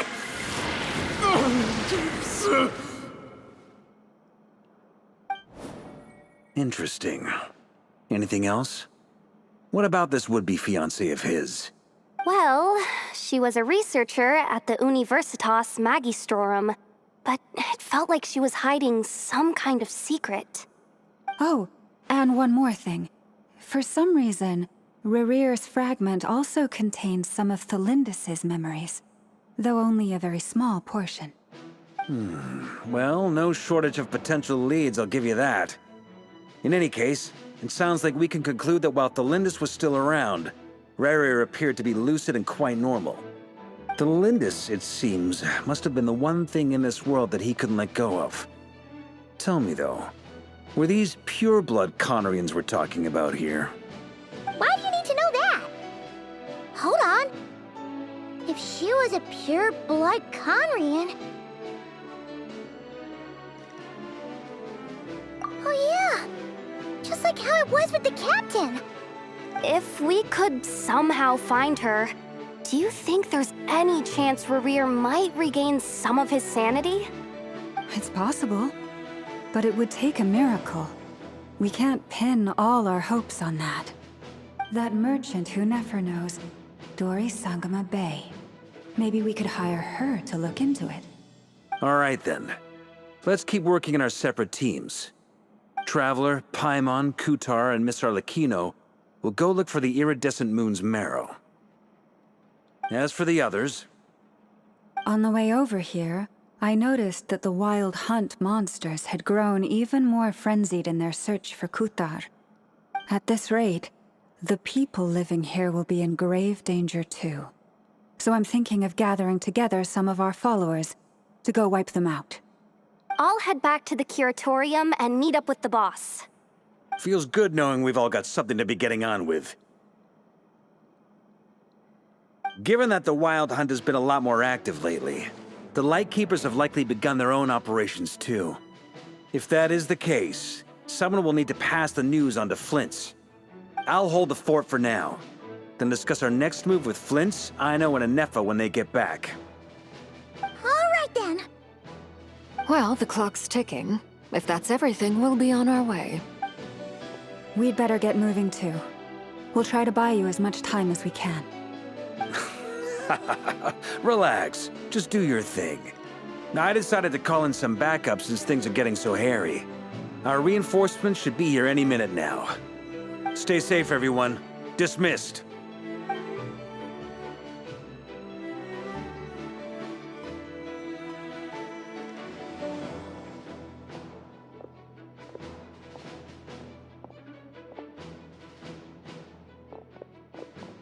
We're back. Did we get here a little early? A tad late. The others have already set off. To summarize, our resident moon goddess has found us a new ally, and Boss Nefer has uncovered some promising info. Everything going smoothly on your end? Not great. I don't know how long we can stall them for. The decoys are getting taken out way faster than we imagined. I'm gonna make some more later, but I need a timeout first. I'm so tired right now. Oh, right! Anefa, could you fill in Uncle Varka on what we just discussed with Flint's? Sure. Uncle Varka, you previously told us about how when you went to investigate a source of the Wild Hunt in Amsvartnir, you discovered that it was just a diversion. But according to Flint's intel, several outbreaks of the Wild Hunt had already occurred in Nodcry in the period leading up to that. That was before Rerir had regained his body, when he was far from regaining his full strength. In other words, in theory at least, he still lacked the means to act in two places at once. Flint's, with everything that's been happening, the Lightkeepers across Nodcry are rallying to fight back against the Wild Hunt. They're gonna need your help. I know, I'm sure you're capable of coming up with something far more effective than decoys. But for now, you should stay here and get some rest. Anefa and I will head back over to Amsvartnir to see if there's anything I missed. I told you Uncle Varka would say that, didn't I? A deal's a deal. Not a word about my snack intake for the next week. Database updated. Reliability of Aino's predictions increased. What does that mean? They were betting on how you'd respond after hearing their intel. It's the obvious choice, isn't it? That's hardly worth betting on. We already decided that Anefa should go investigate the situation over at Amsvartnir on her own. You might as well stay here and keep watch. Someone needs to hang back and oversee our strategy meetings. And besides, you still haven't fully recovered from ambushing Rerir. So I've ended up with the easiest assignment. Well, I appreciate it, everyone. See you when you get back.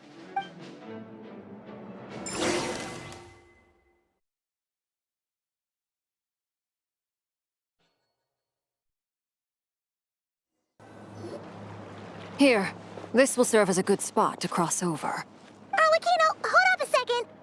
Since you brought us all this way, would you mind telling us what you've got planned? We still haven't got the slightest idea what's going on here. Simple. Because I am an inheritor of the royal bloodline of the Crimson Moon, and one of the last surviving embers of the Two Worlds' flames. Huh? Are you serious? As in, you're a descendant of that Crimson Moon dynasty Your surprise is understandable. I was also taken aback when I first learned of it, but the more I thought about it, the more I realized the signs had been there all along. When I was young, I discovered I could wield a very special kind of fire. It coursed like blood through my veins and smoldered away inside my nerves. What's more, whenever I experienced strong bursts of emotion or drew too deeply on this power, it was like some kind of presence within the fire would begin to gnaw away at me, consuming me from the inside out. Exactly. That is why my hands are like this, too. At first, I saw it only as a curse, but once I became a harbinger, the jester apprised me of the truth. Together with my own investigations over the past few years, there are several things that I have gradually come to understand. For instance, take the so-called Crimson Moon. In truth, it is nothing more than the shattered remnants of the iridescent moon, fused with the abyss to prolong its lifespan. Since this blood flame was bestowed upon me by the Crimson Moon, it is a fusion of the iridescent moon's former power and the corruption of the abyss. You all understand the nature of the abyss well? If I recall correctly, you once told me that if the corruption ever made it to your heart, you'd become a completely different person. Yes. And that's the reason I'm always careful not to push my power too far. It's essentially a never-ending tug-of-war. Oh, sounds intense. Anyway, the rest of my story can wait. Is there anything else about the Crimson Moon or the iridescent moon that you're unclear about? Paimon has a question. So, the Crimson Moon that the Khaenri'ahs used to worship was actually the iridescent moon, right? Which was one of the three moon sisters. Does that mean that the Khaenri'ahs were to the Crimson Moon as the Frost Moon Scions are to the Frost Moon? So much of that history has been lost. We have no way of knowing exactly what they were like. But I would suspect that the Khaenri'ahs weren't as devout in their moon worship as it might appear. The iridescent moon's remains simply served as their link to the abyss. Later on, perhaps someone discovered a way to make direct contact with the abyss. Or maybe there was some kind of ideological divide.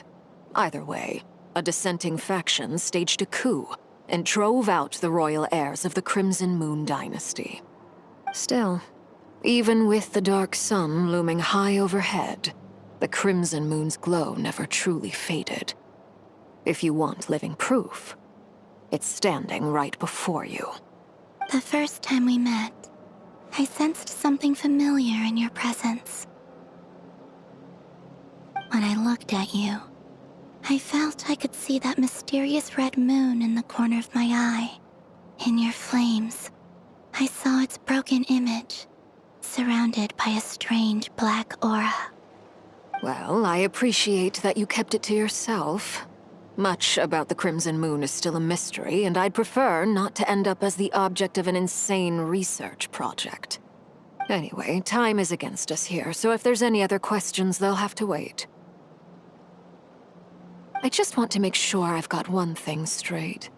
In her letter, Sandrone mentioned that since you are unable to contain the iridescent moon's marrow yourself, you intend to leave it in my custody.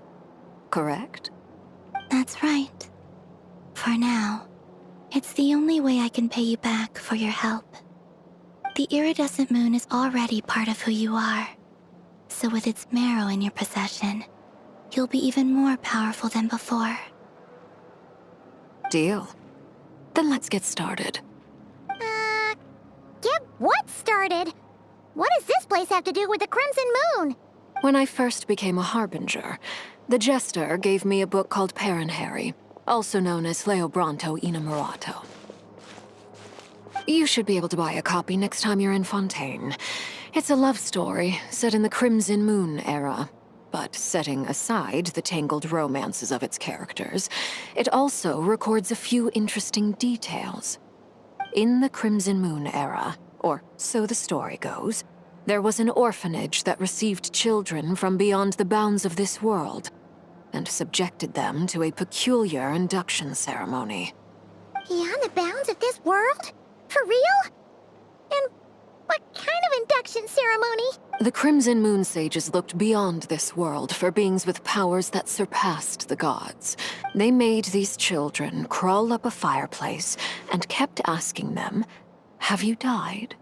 Did you see it?" Until they finally admitted to having died and seen a crimson moon. The adults embraced the children who passed the ritual, telling them, "Within the fireplace, you have traversed the flames between two worlds. Here and now, you are born anew." The book leaves much unsaid. But I suspect that this was their way of branding the children they had enrolled, leaving an indelible mark upon them so that they would forever live in the Crimson Moon's light. That explains why I can't sense the Crimson Moon's marrow in this world.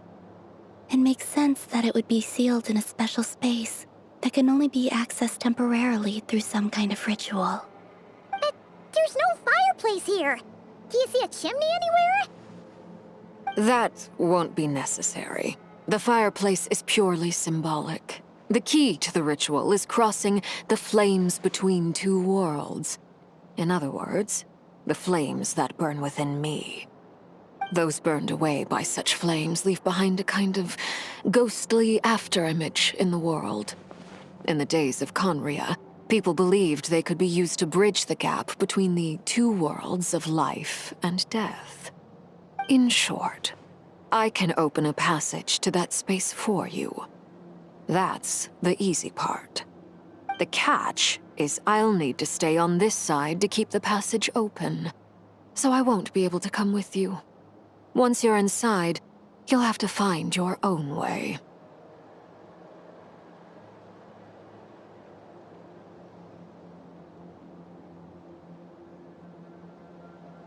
Very well. Then I'll open it up. Traveler, spare me a little more moonlight if you would.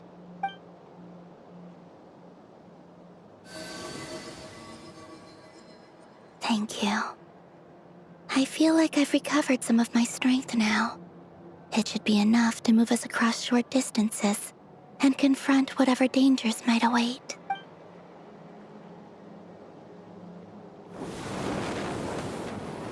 Mistress of the 7 hues of ages past, great mother of the present, crimson-clad sovereign of the 2 realms, by fire severed, by fire renewed, I offer myself now and beseech your descent.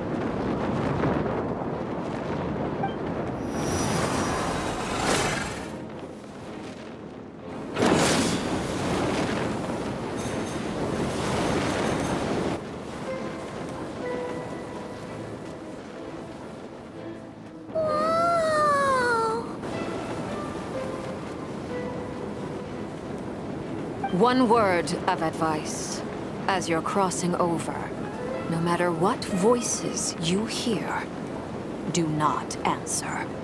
Got it! I sense a sinister gloom inside, but also the familiar light of the moon. I feel that I am about to meet an old friend who has changed beyond all recognition. All right, let's go.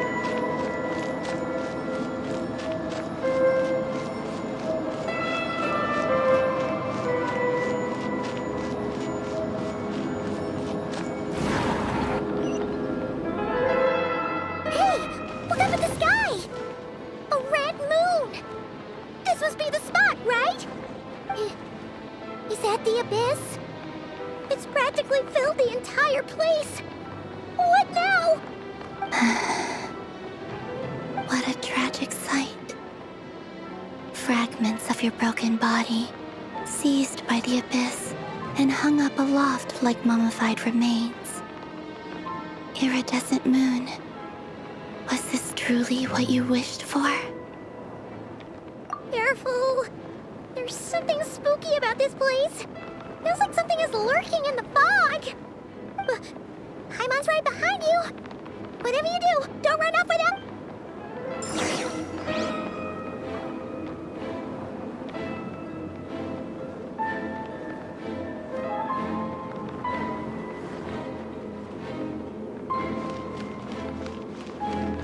By the way, Columbina, didn't you tell us that the iridescent moon had shattered into pieces? The moon up there looks pretty cold, Paimon. How is that possible?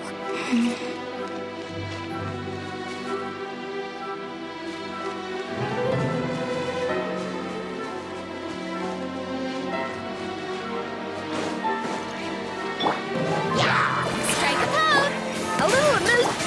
Extinguished!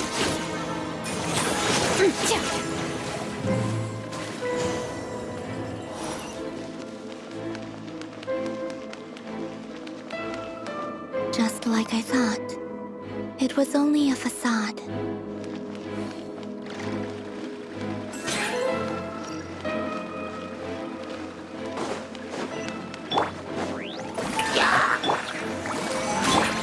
On to the freezer! Ha, ha.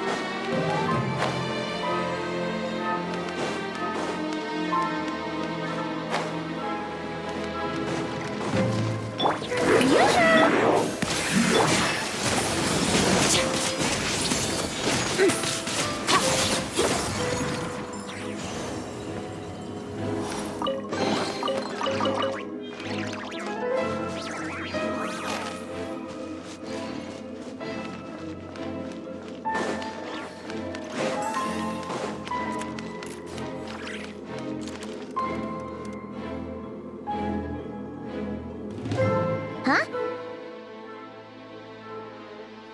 Huh? For real? That's way too high! There's no way we'll be able to reach it! No. I'm not sensing anything up there. It's coming from under the mountain. Let's see... Ah! There's some kind of weird shadow over the water!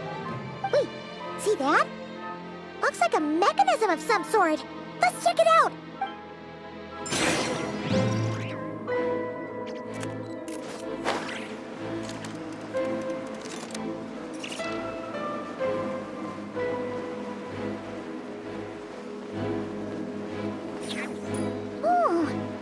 Looks like a device from the time of Khaenri'ah.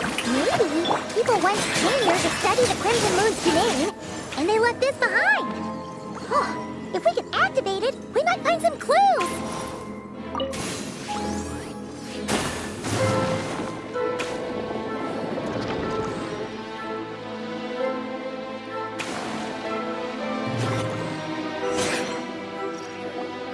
Hey, look at that! Now that the mechanism's running, the shadow in the water looks different. Do you think these mechanisms might be the key to unlocking the secret? Let's try to find more of them! Felindis, we'll leave the rest of the research in your hands. We'll be heading back now. I hope this isn't ruining date night. Ugh. Mind your own business. Just leave me some snacks on the table. Felindis? Is that Rear's girlfriend? How come we're hearing her voice here? Oh yeah! So, do you think she was studying this strange space all along? The Abyss has made this space extremely unstable. Maybe that's why some of the things she said and did were preserved here. Like echoes.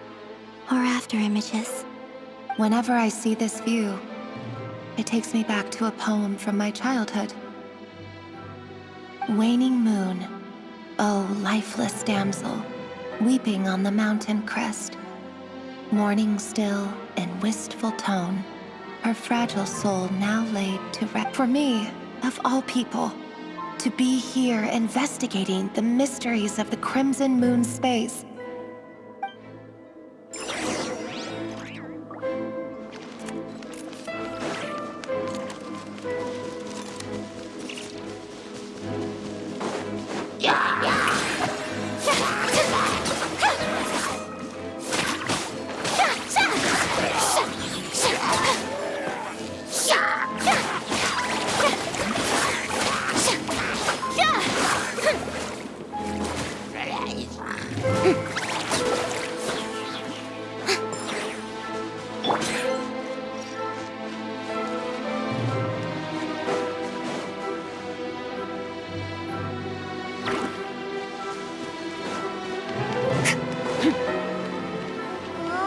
Looks like the Abyss has messed up this mechanism. We need to find a way to get it working again. Let's see if there are any other devices nearby.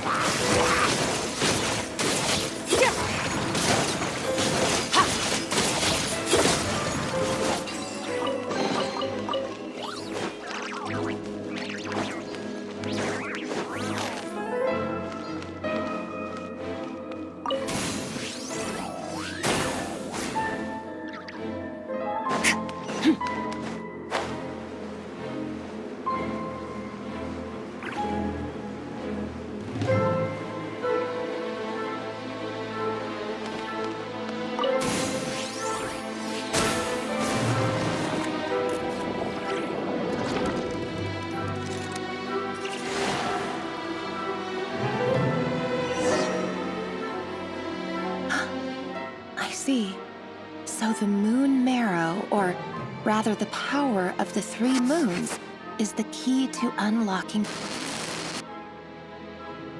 If it really does exist, then maybe this madness can finally be put to an end.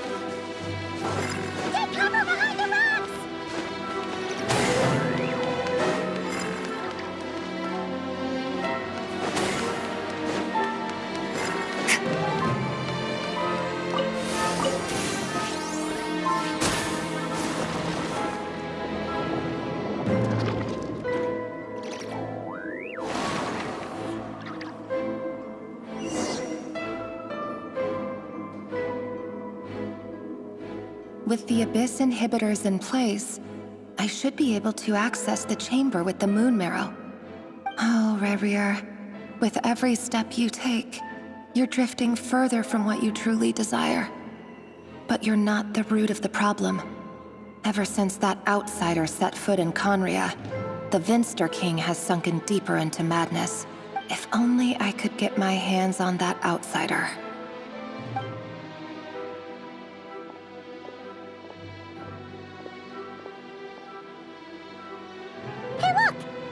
Reflection is back to normal. Elendis' voice mentioned a chamber with the moon marrow. Do you think maybe it's hidden in the moon's reflection? It must be. For within it, I sense the fragile aura of a dying soul. Then there's no time to lose! Let's go!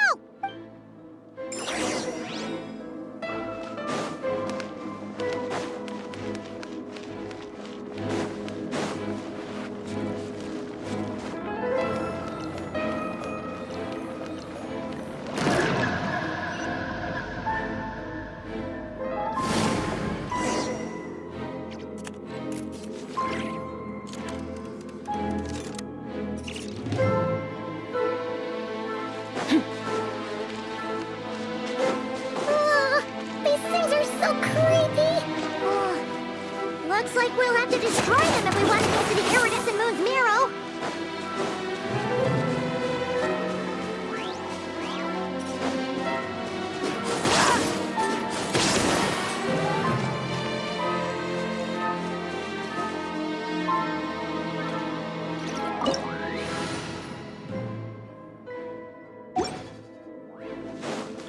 must be the iridescent moon's marrow! Oh, but we'll need to destroy these things before we can reach it!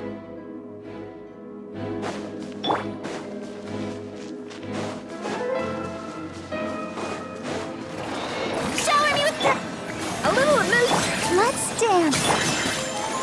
Annihilate! Yeah!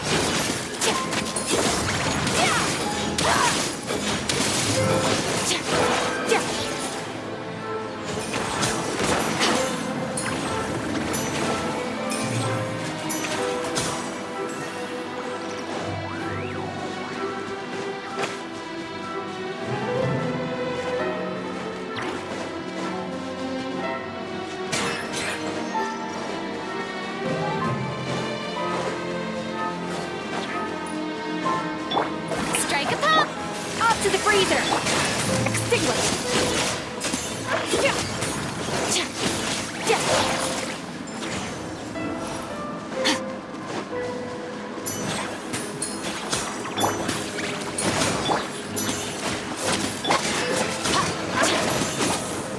Let the show begin.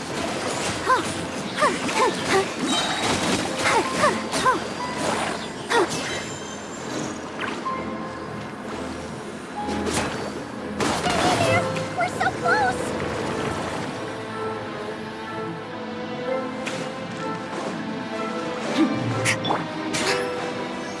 Let my name echo in song! The pinnacle of excellence! A dash of frost! Surge!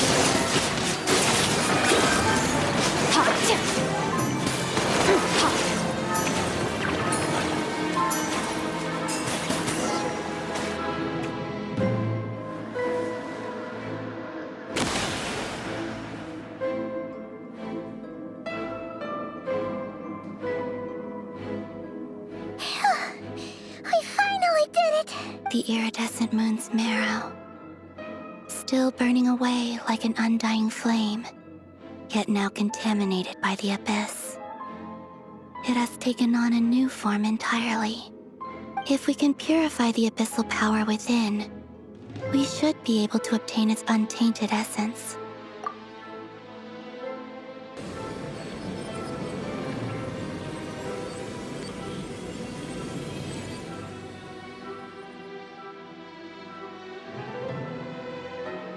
It's so cold.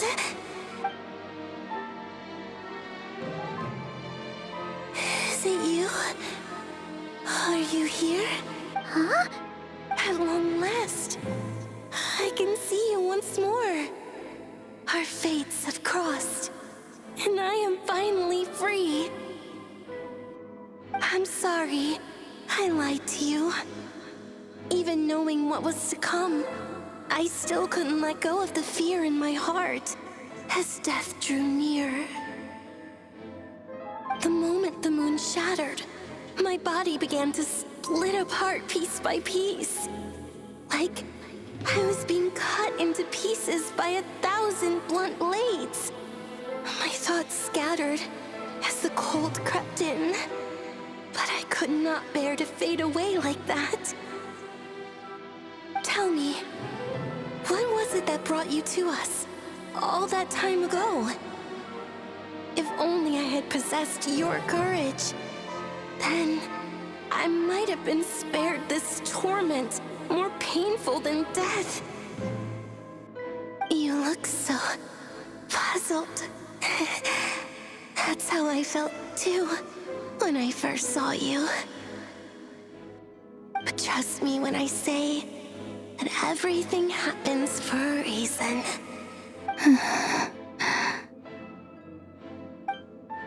What was that all about? Was that the goddess of the iridescent moon? It sounded like she was speaking to a long-lost friend. Perhaps. She took me for the goddess of the frost moon she once knew. For a fading soul like hers, our auras must be too similar to tell apart. But anyway, we've got the iridescent moon's marrow now. That should help you regain your strength, right? All right. Time to leave this place and meet back up with Arlecchino. Let's go!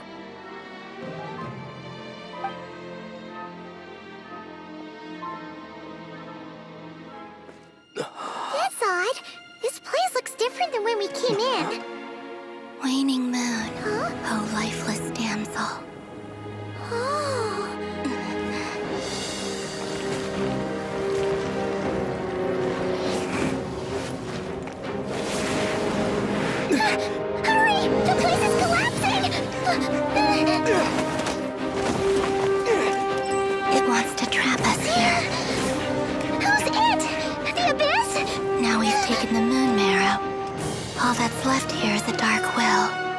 It will show us no mercy.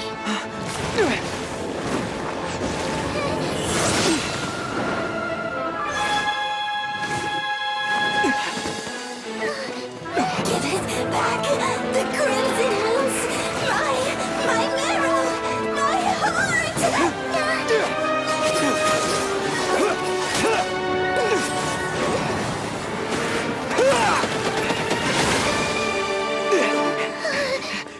Finally! Huh? Oh no! The exit's blocked! They're back! Now what do we do? This is where you fall. Witness my rise. What are you waiting for?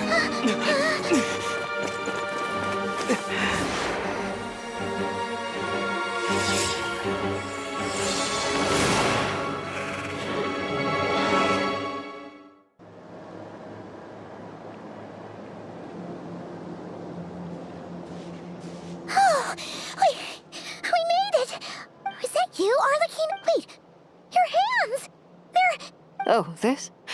Don't worry. It's a small price to pay. The Abyss wanted to trap you inside, and I defied its will by bringing you out. No wonder it's a little angry. No. I have paid the price, albeit a small one, and it cannot be undone. My hands have already fused with the Abyss. Purification would simply destroy whatever's left of them. But surely... Oh, we're so sorry, Arlecchino. Paimon can't believe you'd make a sacrifice like this for... As much as I'd like to call it a favor, the truth is I was simply holding up my end of the deal. Well, Columbina. Yes, you did your part. And as promised, I will leave the iridescent moon's marrow in your care. From this day forth, may the two worlds' flames burn ever more brightly.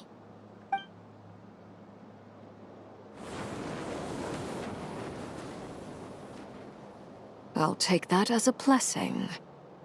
Now, Columbina, give me your hand. Accept this moonlight I offer in return.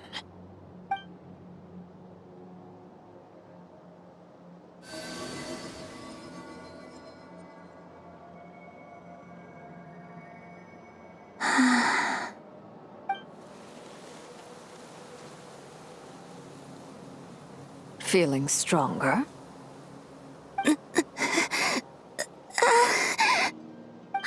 Hey, Columbina, are you okay?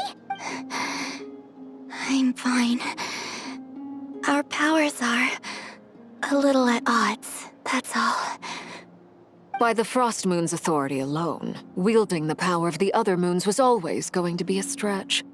Still, I think it's fair to say that your strength has returned, at least to the level it was at as Third Harbinger.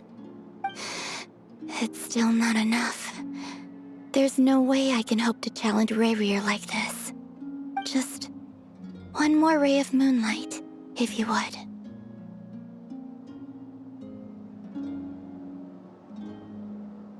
It's okay.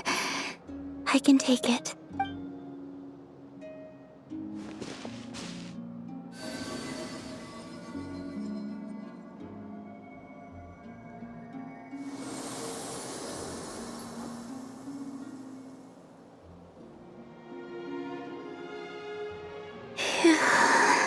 How about now?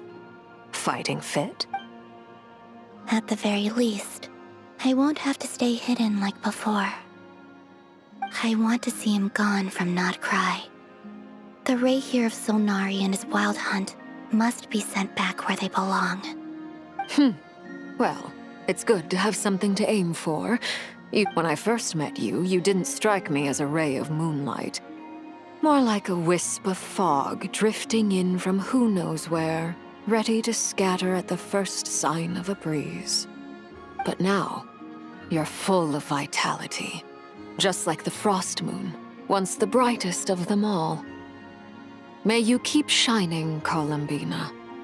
This is who you are. Thank you. Look after yourself too, Arlecchino. I know you have plans of your own, and that's why you're always seeking to grow stronger. But whatever you're after, don't let the Abyss take a hold of you. I do not wish to see you go down the same path as Rerir. I appreciate the concern, Columbina. Although perhaps it's time you took a new name. A new name? Kutar, the Moon Maiden, Columbina. They're nothing more than code names. They describe who she is and the roles she's played, but they're not her real name. We often use code names in the House of the Hearth, too. But it's knowing your real name that keeps you grounded. Up till now, you've been living a wandering life, so you've probably never really cared. All I'll say is this. Once you've defeated Rerir, give it some thought. All right, that's it from me. I'll get you back safely first, then go meet up with Sandrone. You're the best!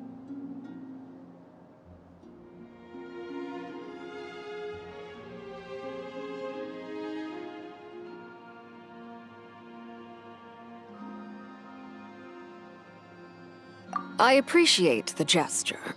It speaks to your good character. Anyway, let's get going. There are more urgent things to do right now than trade compliments.